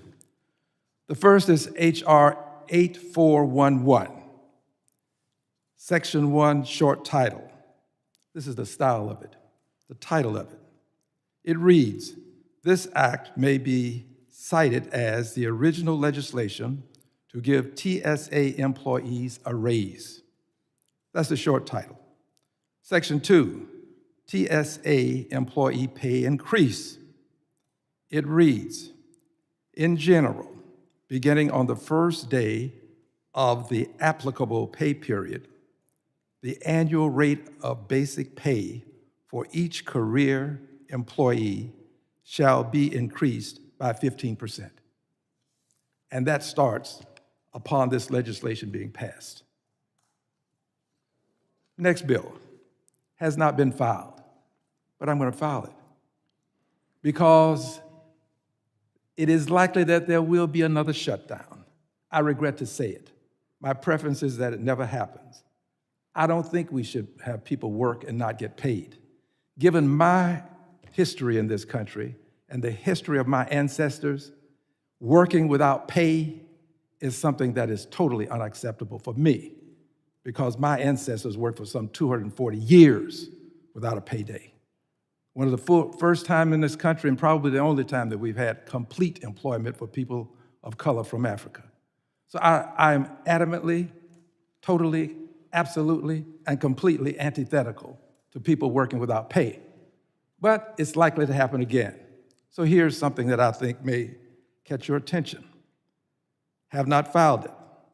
The short title is, "This act may be cited as the original Federal Accountability and Income Restoration Pay Act, or the Fair Pay Act." Section 2. By the way, these are very short bills. It doesn't require a lot of time to consume this intelligence. Section 2 reads, "Increase in back pay for missed paychecks during government shutdown." And this is for all federal employees. No federal employee should work and not be paid. And here is the appropriate language. Following the first scheduled pay date occurring during such lapse of pay, each person shall be paid at a rate of 1.5 times for each hour worked. So you get time and half time. By the way, I'm paraphrasing. You get time and half time for every hour that you work when you're not paid, when we do restore the pay. This is not my preference, but it at least will encourage and incentivize, hopefully, some persons to make that sacrifice, because it is a sacrifice to work and not be paid. It is. For us in Congress, we probably, many of us can make it without being paid for a while, but these workers are the workers that approached me when I was walking through the airport in Houston, Texas. And the worker approached me and said, "Help us, help us." I'm validating what you've said. Help us. Don't forget about us. Well, I'm keeping my word. These two pieces of legislation will not only help, but it shows that we won't forget. And I just do believe that we ought to pay people time and half time for any time that they work. By the way, I thought about making it more than time and half time. But I just know that people here are going to have a problem with any time. So I'm trying to be reasonable. But if I had my druthers, I would make it more than time and half time. Would you care to give a brief response to my commentary, Mr. Kelley, Dr. Kelley? Well, first of all, I appreciate that.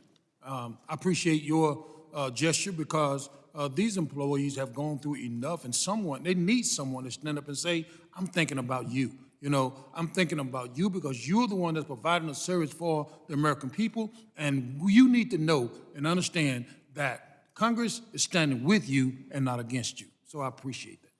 I'm going to place in the Congress of the United States a resolution to do exactly what you just said. I'm going to file the resolution. Let's see who signs off on the resolution to honor people who serve without pay. I yield back. Gentleman yields back. I think we're just good. I have questions, so I'm going to just go to a second round quick. I want to, and which will allow other members to go to a second round if they have questions, but I won't use up my full 5 minutes.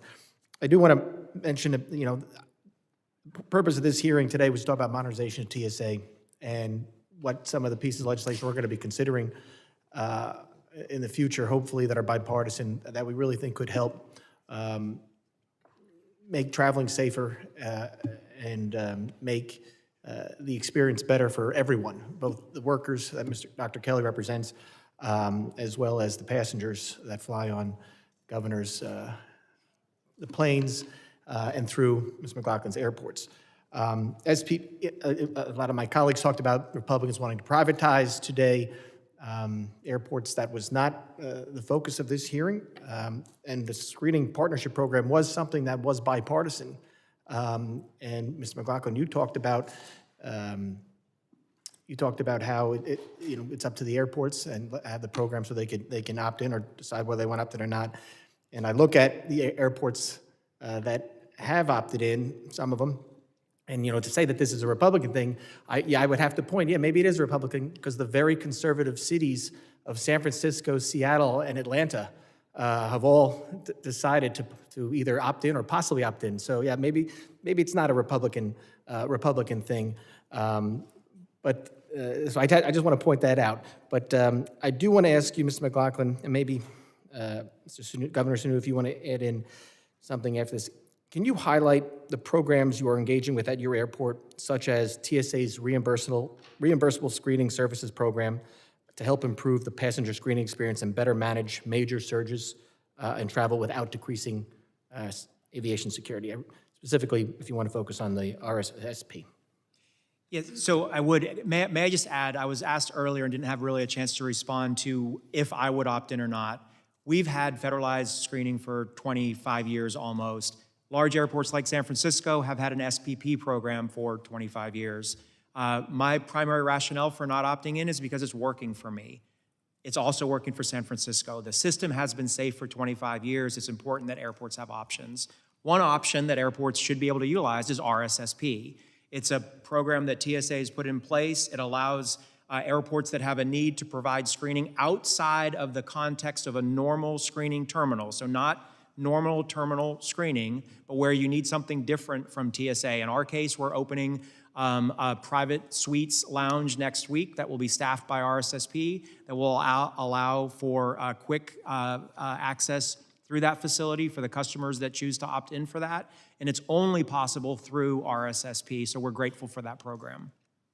And that's partnered with TSA officers and CBP, correct? It is staffed by TSA and CBP officers. Thank you. I was just going to make that point that it is staffed by TSA. It has the rigorous standards, and it's been proven to be a great option to take the pressure off that traditional TSA funnel for those airports and those organizations who choose to use it. With the World Cup coming, a lot of people will be able to use that, and I think that'll be will be a benefit. I'm also, so without objection, I'm going to enter for the record a letter from the U.S. Travel Association dated May 20th, 2026, regarding this hearing. And I'm going to thank you all for coming, and Dr. Kelley, again, thank you, and for the wonderful work that you, actually, I did have a question for you. I heard something from my locals yesterday regarding TSA contacting some of your members who might have called in sick during the shutdown, and there being disciplinary procedures happening. It kind of concerns me if people were using legal, personal, or sick time. So I don't. You don't have to get on the record now about it, but if we could speak off the record on that at a longer time, so we could talk about that, because I don't think that's right. But I appreciate you all being here today. So I yield back, and now I recognize the gentleman from California, Mr. Correa, for his 5 minutes. Thank you, Mr. Chairman. I want to also thank our witnesses for being here today. And let me follow up with the Chairman's comments on the fact that what our mission is. Safe travel, safe skies. Make sure when you get on a flight, you don't have to worry about a tragedy happening to you 30,000 feet up in the air. And that's where I think we got to focus on the job, on the mission. Mr. McLaughlin, you said that very clearly. Focus on the mission. And that's why I think we got to come back and talk about the mission and not ideology, not Project 2025, not mandatory privatization. As the chairman said, we have very conservative cities like San Francisco that maybe employ a private system, but that's for their needs, that based on historical context, it works for them. You're the people at the front lines, okay? You're the people that are making it happen. Dr. Kelley, your folks are out there making sure that they can do their job. And they should have a voice through collective bargaining to let us know, to let Mr. McLaughlin and others know what they need. That's called a partnership. That's making sure that nobody scores on us. And so with my last few moments, I would ask all of you to work with us collaboratively, come up with some practical solutions. We don't want silos, as you mentioned earlier. That's why we created Homeland, because we had a silo that enabled 9/11 to happen. And we don't want that. We want communication, the people who know what's going on, where the rubber meets the road, to tell us where that evolution of the mission is going.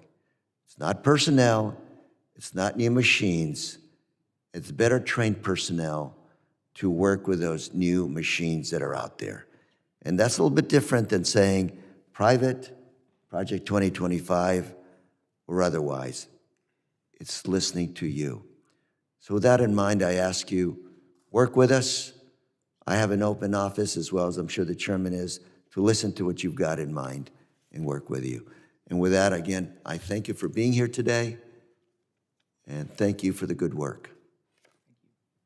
Mr. Chairman, I yield. Gentleman yields back, and I recognize the gentleman from Tennessee, Mr. Van Epps, for questions, if he has. Thank you, Mr. Chairman. Just a couple more questions focused on modernization and the customer experience. Governor, what model nations do you look at for wins in air travel operations abroad? Where's the gap between U.S. standards and potential improvements elsewhere overseas?